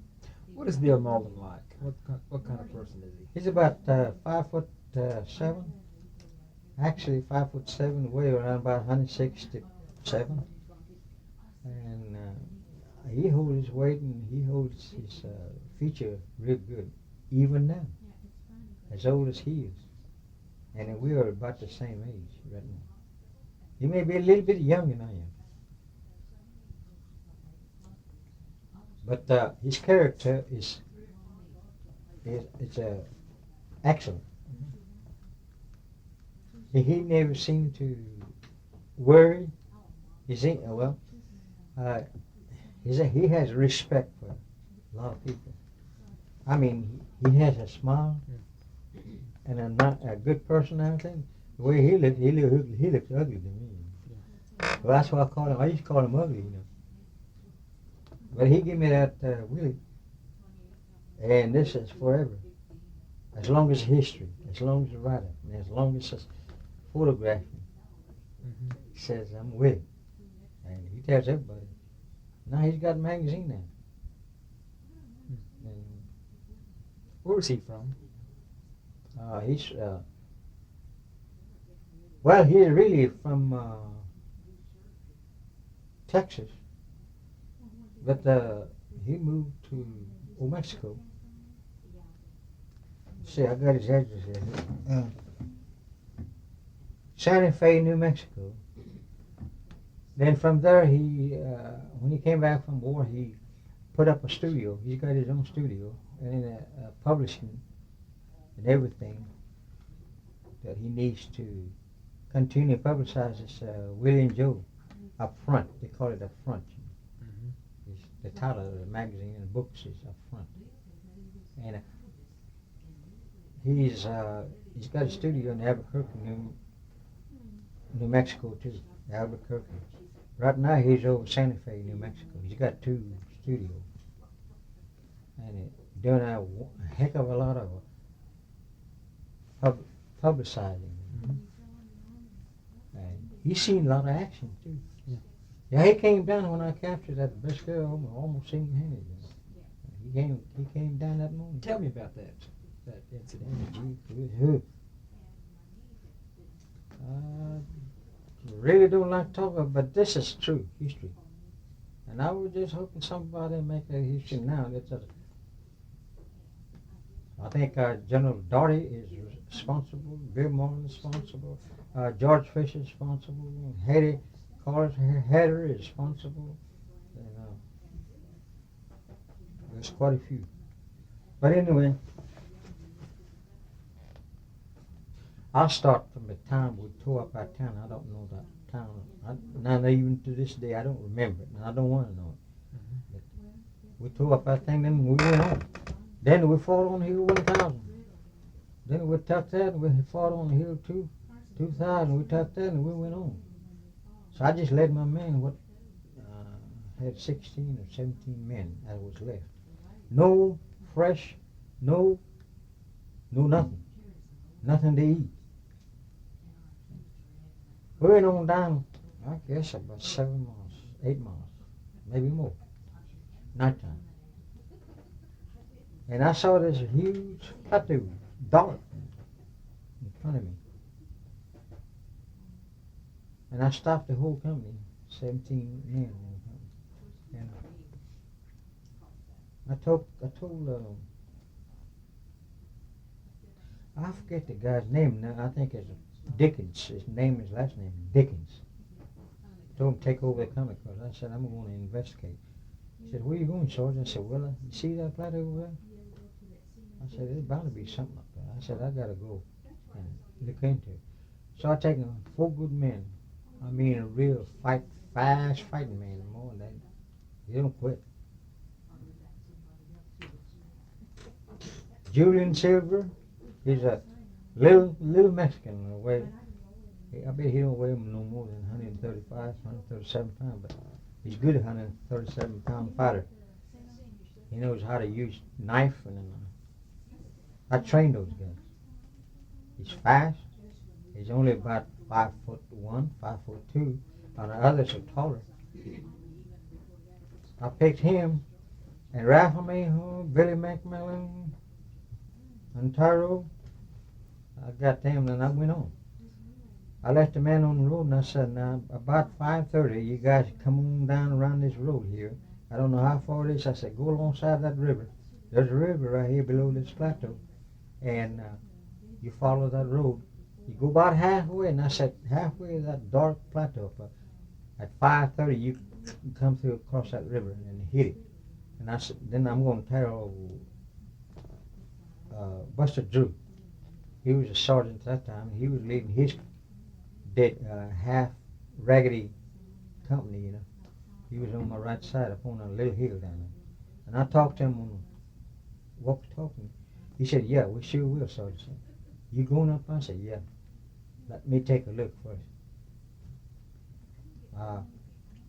So we got him timed up there, and then these guys and I said, you guys follow me. And I said, we went out in the field, open field. We crossed open field. And we come to this river.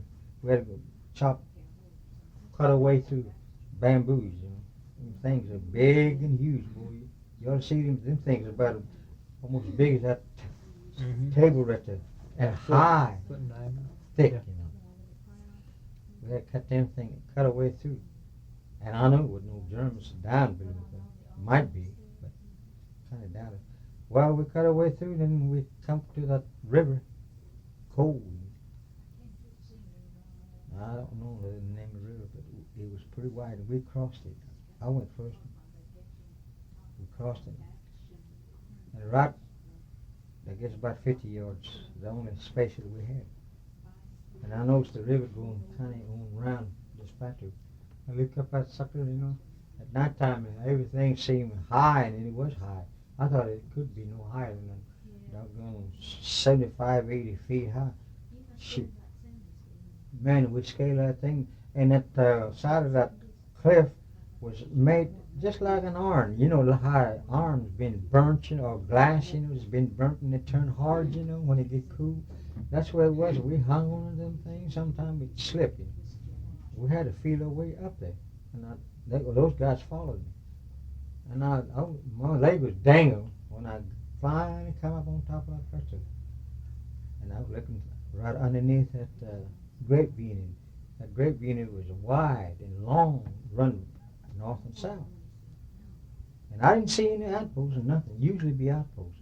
Of course, we went down through the valley, and they had a bunch of outposts and made out of, just plain old lumber.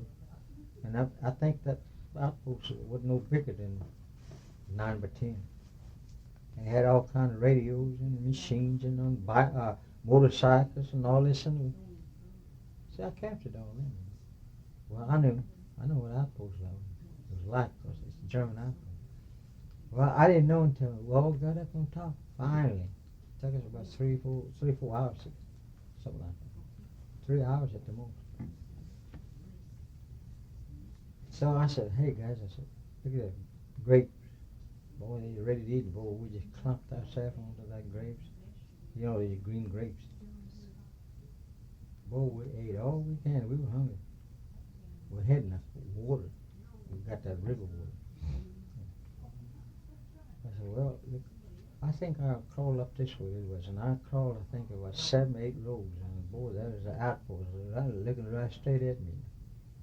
I landed right below. And it was foggy, heavy fog. It was late that night too. And I crawled back and told her, I said, "Hey guys," I said, "there's outpost sitting up there." He said, "I don't see it." I said, "You can't. Because they got the light down on the floor. Those little lights. And they wasn't expecting nothing. Because they were out and they said they can't. Probably thought, well, anybody comes up here, they have to climb that cliff then, they can't climb. But we were there. And I told those men, I said, "Hey, you two guys," I said, "two guys go back this way, straight here. And the other two guys go beyond. You go right straight here, and it's a row of great vineyard, and the other two go on the side of this cliff." Naturally, I said, "They're not going to be out there." So I said, "Get him. If you find an outpost, get him." I said, "Don't shoot. Don't give away our position." So I said, "I'll take care of these guys in here." So they all took off. They went. And I crawled up there in there. I had 45 pistol, 1 trench knife, and 1 machete. That's all I used. And I eased that door open.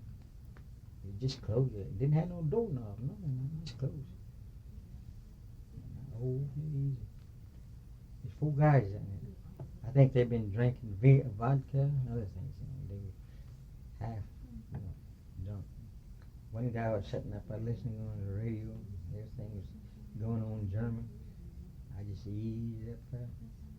And I got that guy right there, slashed him just right fast when I had earphone on. Then the other guy was laying there sleeping. I just slashed every one of them. That's the only way. And I didn't bother about destroying the radio.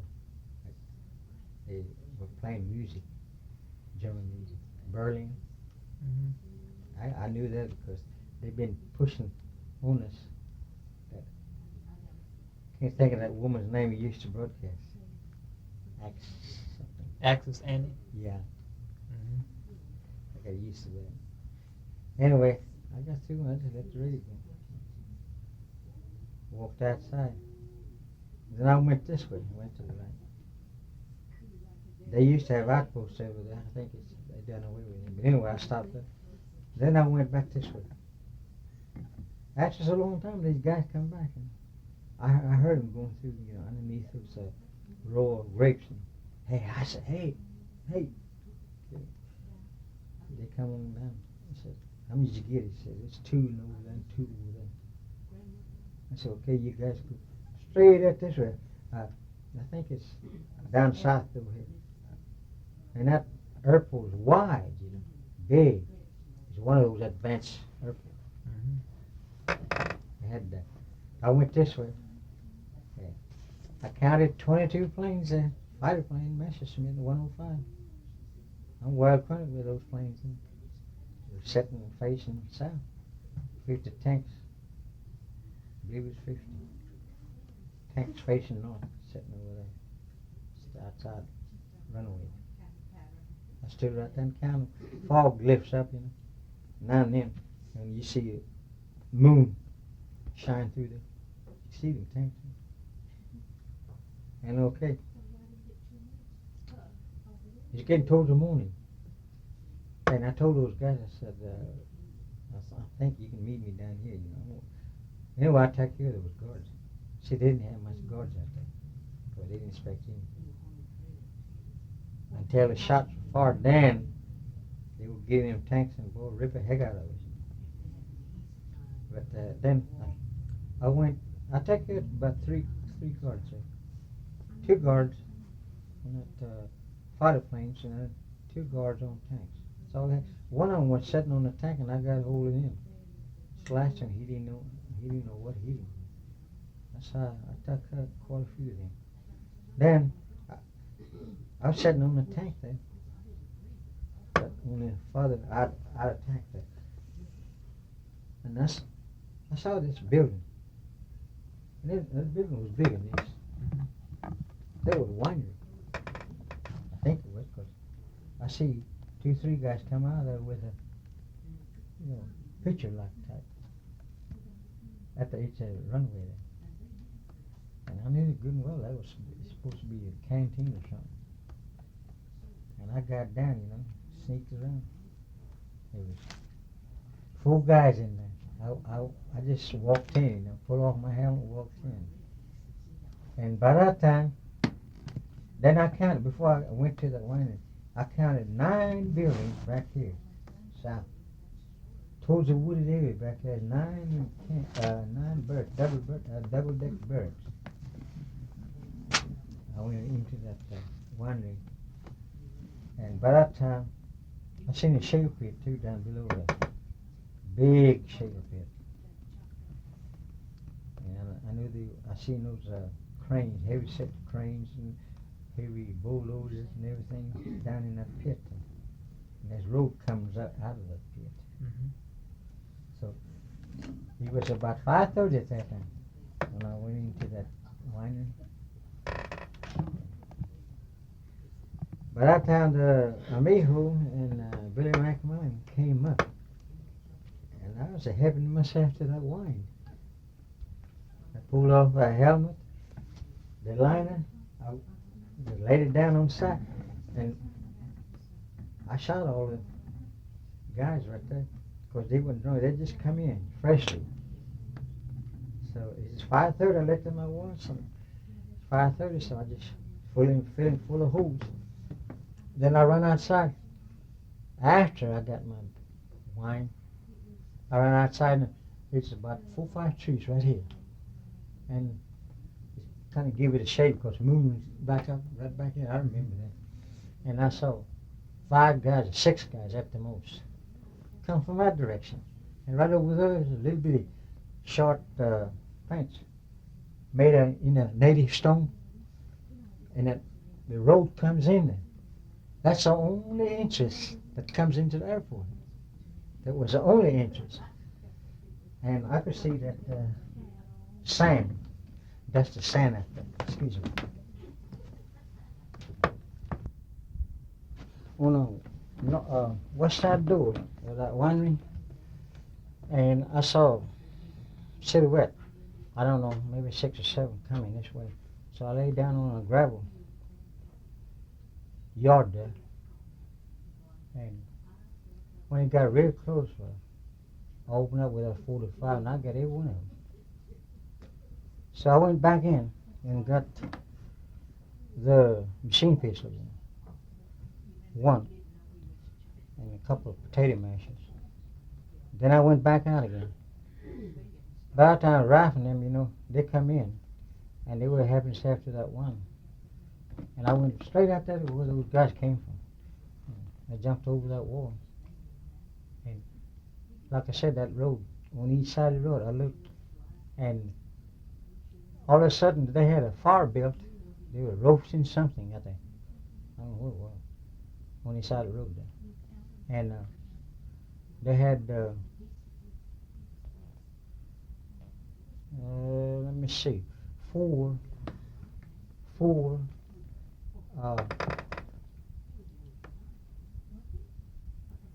Hauser.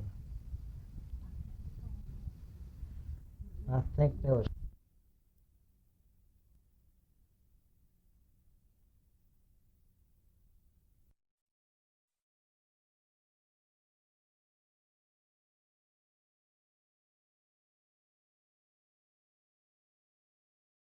4 Hauser. Are you reading this? Yeah. 4 Hauser, I think it was. Yeah, it was 4 Hauser, sitting, wheel to wheel. And I jumped, I got between the wheels, and I sat there. Then all of a sudden, they had a cover. I think it was a cover or canvas or something. They lifted it up, and I saw that far, and I just pointed my machine pistol, German machine pistol, right at it, and I saw 3, 4 silhouette, and on this side, seemed like they were laying on the ground or something. They got up, and I got them. And on the outside there was 4, I don't know, it's 4, 5 more Hauser. Long burl 88, that's what they were. And they all lined up from wheel to wheel. I run across that road and got behind that wheel, and then several more coming right here on the other side, or that wooded area, just like a shadow during the nighttime, unless the moon comes out. And I seen him coming. And boy, I just stood on my knee right behind, because the houses were facing east, every one of them, on this side of the road too. And I just poured into him. And I threw one of the potato masher, German potato masher, right at him, and it blew up. And I think there was 9 or 10 dead right there. Rifleman Hill counted it. And Billy McMahon come running in. He said, "What'd you do, sir?" He said, "Some more German?" I think so. I said, "Shoot." By that time, boy, the hell tore loose up here in the back, Buster Drew hit.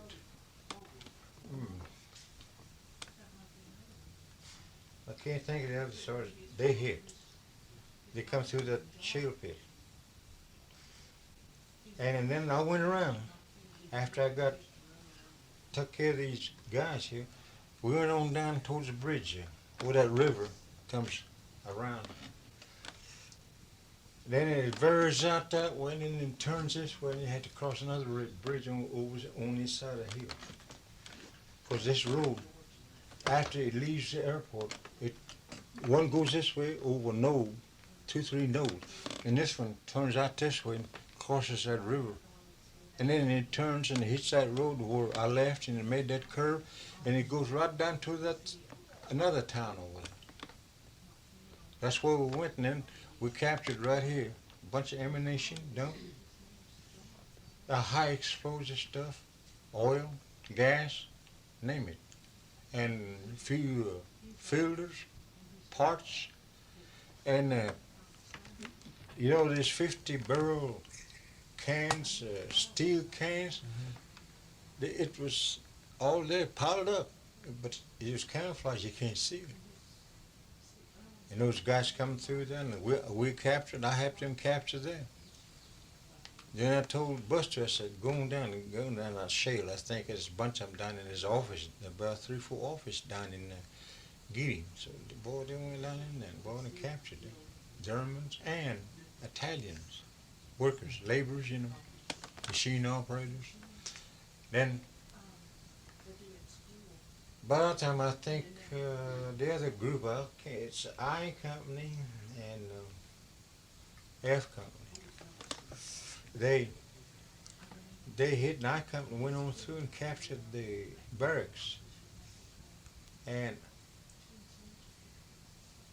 what I did, I got kind of lit up, you know, on that one.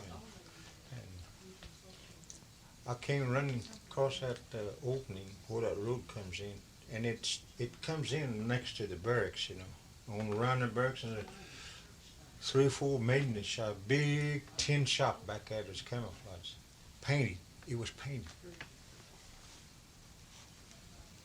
And I Company, I think, went in and captured those maintenance guys over there. And some of these guys, pilots, and maintenance men, and cooks, and all them, they come out of that barracks there, all dressed in naked, and some of them drawers, and some of them shorts, you know. They formed a big company over there, line him up, you know. Then, old Buster, he come out of that shell, sent the guy. I went back to the winery.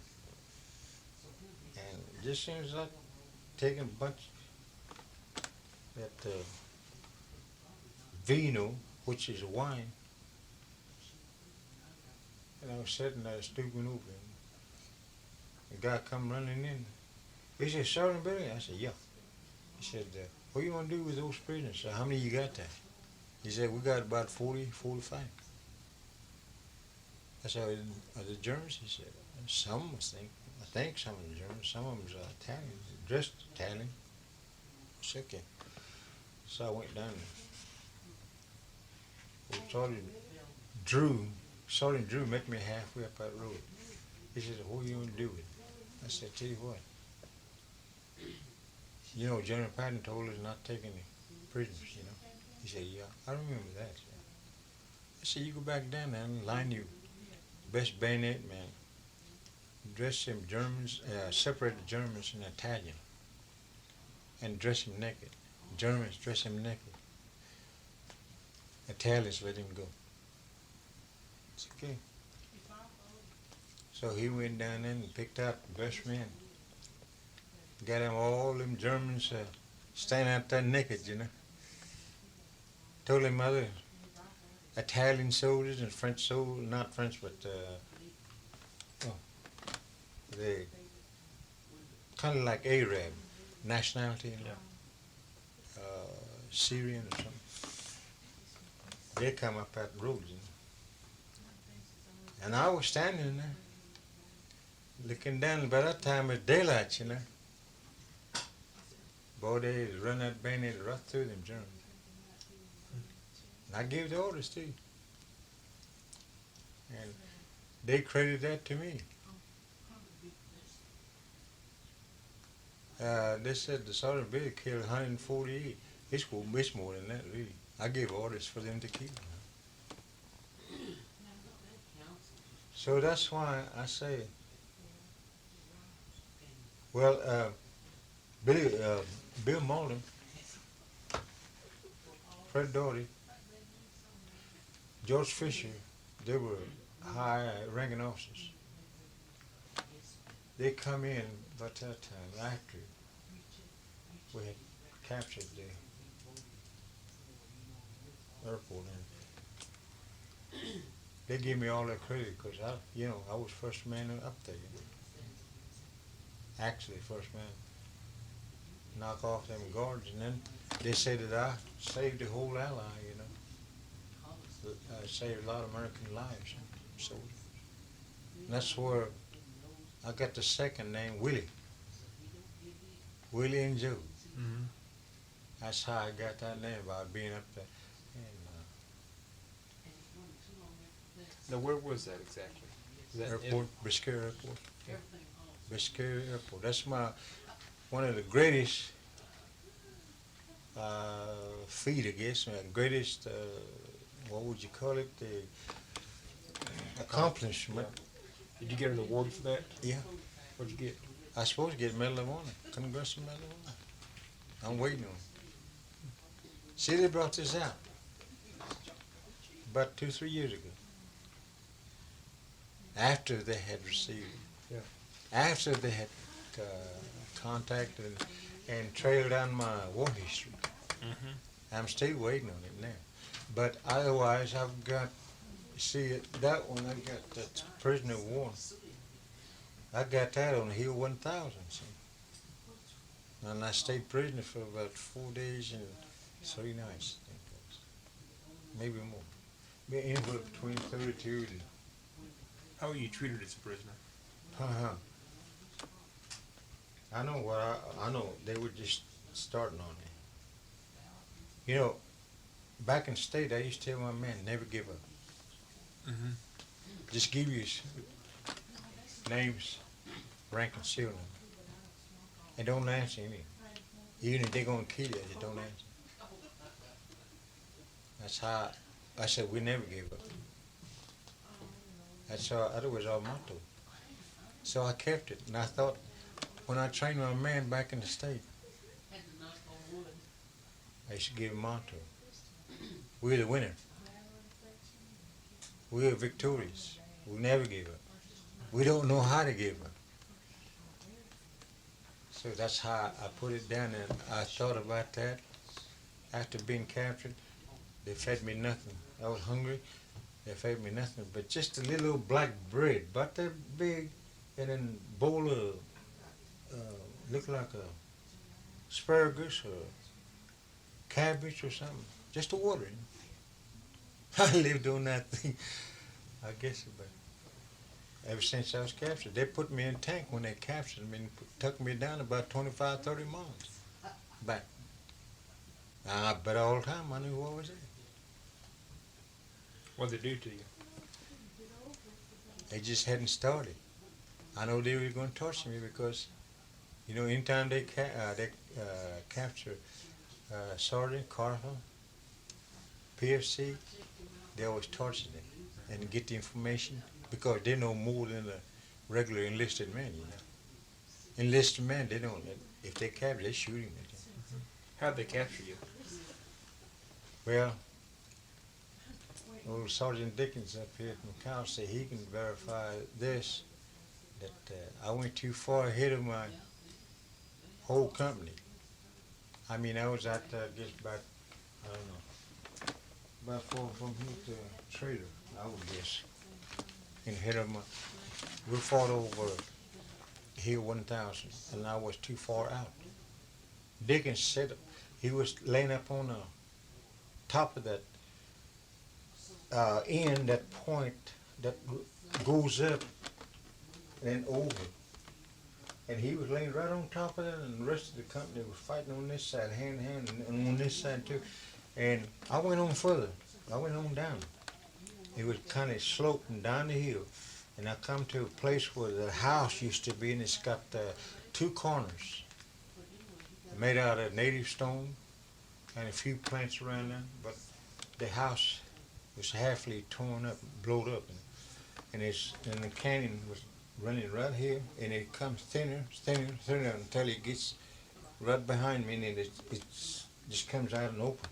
But the further you go down here in the canyon, well, it gets deeper because there was canyon running parallel with a mountain. That's a pretty good sized mountain. 2 mountains, really, that we're going to have to take it. But we have to go through the canyon because I knew there's some Germans in that canyon just waiting to come up anytime, pop up. So I thought I'd go down there and right down to the 2 point where that house used to be.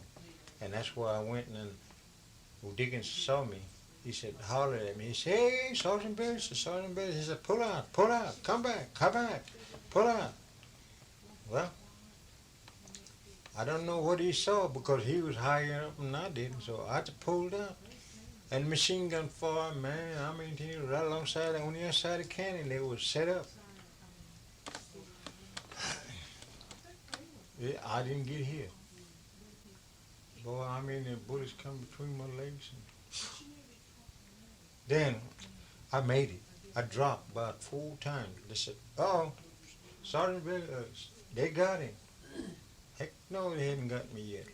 I'd get up and take off again. I kept doing that. Finally, I got back where I laid, you know, before. And then right down here is a big bomb hole, right down below. where the road turns in this way and around over this hill. And they were fighting hand in hand right there. It's 4 o'clock in the morning. And I was laying right there where I first laid, and here comes somebody, boy, just rumbling like everything, you know. It was snow on the ground, ice on the ground, everything. That cold. And he come laid right beside me. He was a medical first aid man. I saw it. He said, "Sorry, how you doing?" I said, "Okay." So far, I'm okay. And he laid there where I said, "I said, why don't you go back on this knoll, on the inside knoll?" I said, "I think they really need help." I said, "All these men then moved down this way towards the L Company. L Company was on the other side of the ravine. Yeah.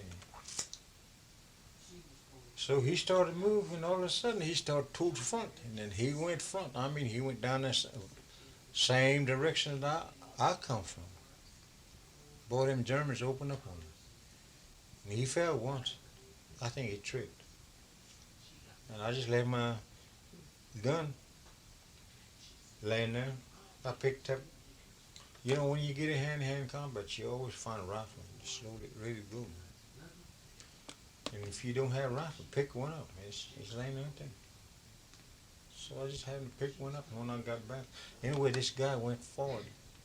And I got up and I just taken after him. I just laid the rifle down and just taken after him.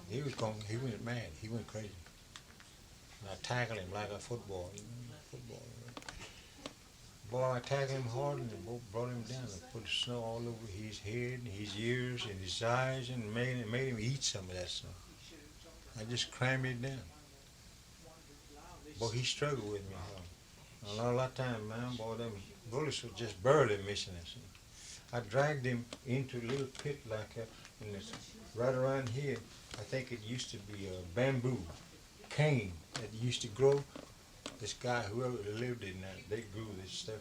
Now and then over here, you know, for, sights, I guess. I dragged him in there. That's the only thing that saved us. Ricochet off of that bamboo, bullets. And I said, "Are you all right?" His name is Mitchell. I forget his name. Mitchell.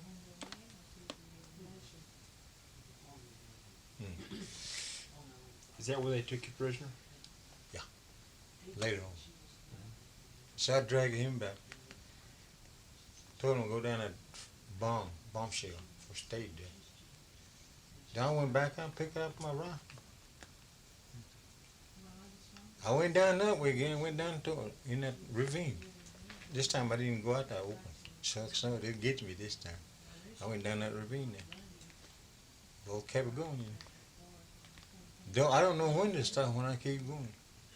And I got to the point, almost to the point where that canyon, it's not too deep, but it comes out open like this. You know. I got right close to it. On the left side, I crawled up there, and boy, any German coming through there, boy, he's dead. That's why I was up there. And first thing you know, I turned around and I heard something back of me, right on top of me. And I was laying but just about like that from the top.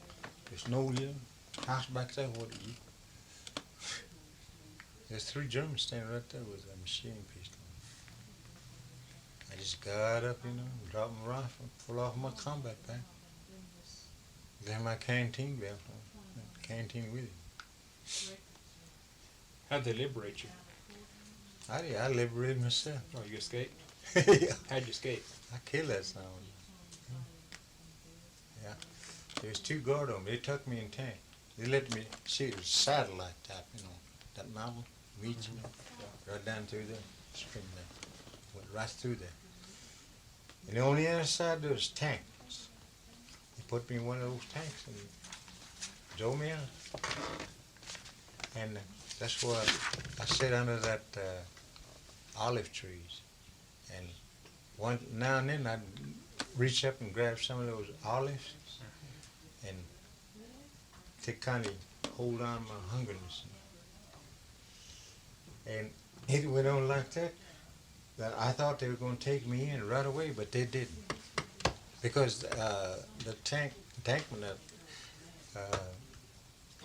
took me down there, it was two guys in the big, huge Tiger tanks. One of those 75, 80-ton tanks, you know. And I sat in the back. They had blankets, you know, food to eat. I asked him, you know. They always say, yeah. And so I guess, yeah, yes, you know. So I ate some of that. So they got me down on that, the olive trees, a bunch of olive trees up in the area. And they hadn't been picked, a lot of them. And they set me under, it was cold. Man, it was getting cold. And they threw one of those German coat. They're heavy, you know. And they gave me one of those coat. And I sat there. They put 2 guards on me. Finally thought I wasn't going to escape, I guess. So they took one guard off. There's only one guard guarding me. And another one back on the other side where the tank was facing this way. That's the tank view where I can. It's all around, really. Circle like. And it was my time. I said, well, I'm going to make an effort. I'm going to make an effort so that what I taught, I'm not going to give up because I know what they were going to do. They torture him, burn him, break their fingers to start with, break your wrist, arm. Next thing they will start working on your legs, and they'll just leave you dying. That's what they do. So that night, that evening, it was getting dusky dark, and I thought, well, I'll just make my break right now. I said, they'll be getting to me pretty soon, so I better leave. I just jumped that guard. He just passed right by me, and I'm sitting there. I just jumped him. I seen where he's got his sword and got his trench knife. Saw his potato mashes, 2 of them hanging down on the left side. I said, well, this is my chance. I just jumped him and grabbed him, you know, and pulled that trench knife, you know, German knife. It's pretty long, but like that. Well, I pulled it out, and just when I grabbed it, I pulled it out, or just, you know, use your shoulder into him. Pulled it out and just slashed his throat. I took off. I still had my combat jacket on, you know, winter jacket. Right. So that kept me kind of warm when I'm on the move. I move at night. I didn't move at daytime. Of course, once in a while, if I don't see anything patrolling nowhere, I'd move, you know, but not very much. That's how I survived. I kept going, and then I ran into, last towards the end, I ran into this Canadian patrol, and they come across, and I hollered at him. They come up to me, and the only direction I could find on which way I was going, and if I was going the right direction or the wrong direction, I'd run into some of these houses, you know. Here, they located, you know, pretty good ways difference in between, you know. I see the burro pointing the direction, or that way or this way. Then I would follow that direction. Finally, I come to the point where our front line wasn't very far from that. And the Canadian patrol just started on the patrol there, you know, that evening. So they saved my hide. They took me up there to their kitchen, and I ate, stuffed myself. And I asked him where the 45th was. She said, well, I don't know, said they all scattered. And 34th, they all scattered. We all scattered. You know. But we're hunting them. So They put me in their little car, little Jeep. They took me alongside the, places where the Jeep can go. Otherwise, it just wouldn't make it, so we had to get out and walk. Now, he gave me direction, and then another sergeant to get out. I think they were sergeants. He take me on, and then he turned me to another company. Now, that's how I came through from company to company to company. And finally, and after about half a day, I found him. I found 45th. Piece of what's left. And I was glad to see them. I mean, that was something there. And they saw me. In the meantime, the Washington Department sent my mother, in which my mother and them were living in Muskogee at that time. And she got a card, blue card from Washington, D.C. that I did. And that was on record. And then again, I think it was the fourth day, that I was listed as missing in action and dead. Anyway, that went on. It was applied to my record, war record. And after that, well, when I came back to the 45th, those guys was what was left, they were glad to see me. So I took over again, command. And from there we went. So I think that's one of the, well, I could tell you a heck of a lot more. Well, we need to Yeah. get going. Yeah. Thank you.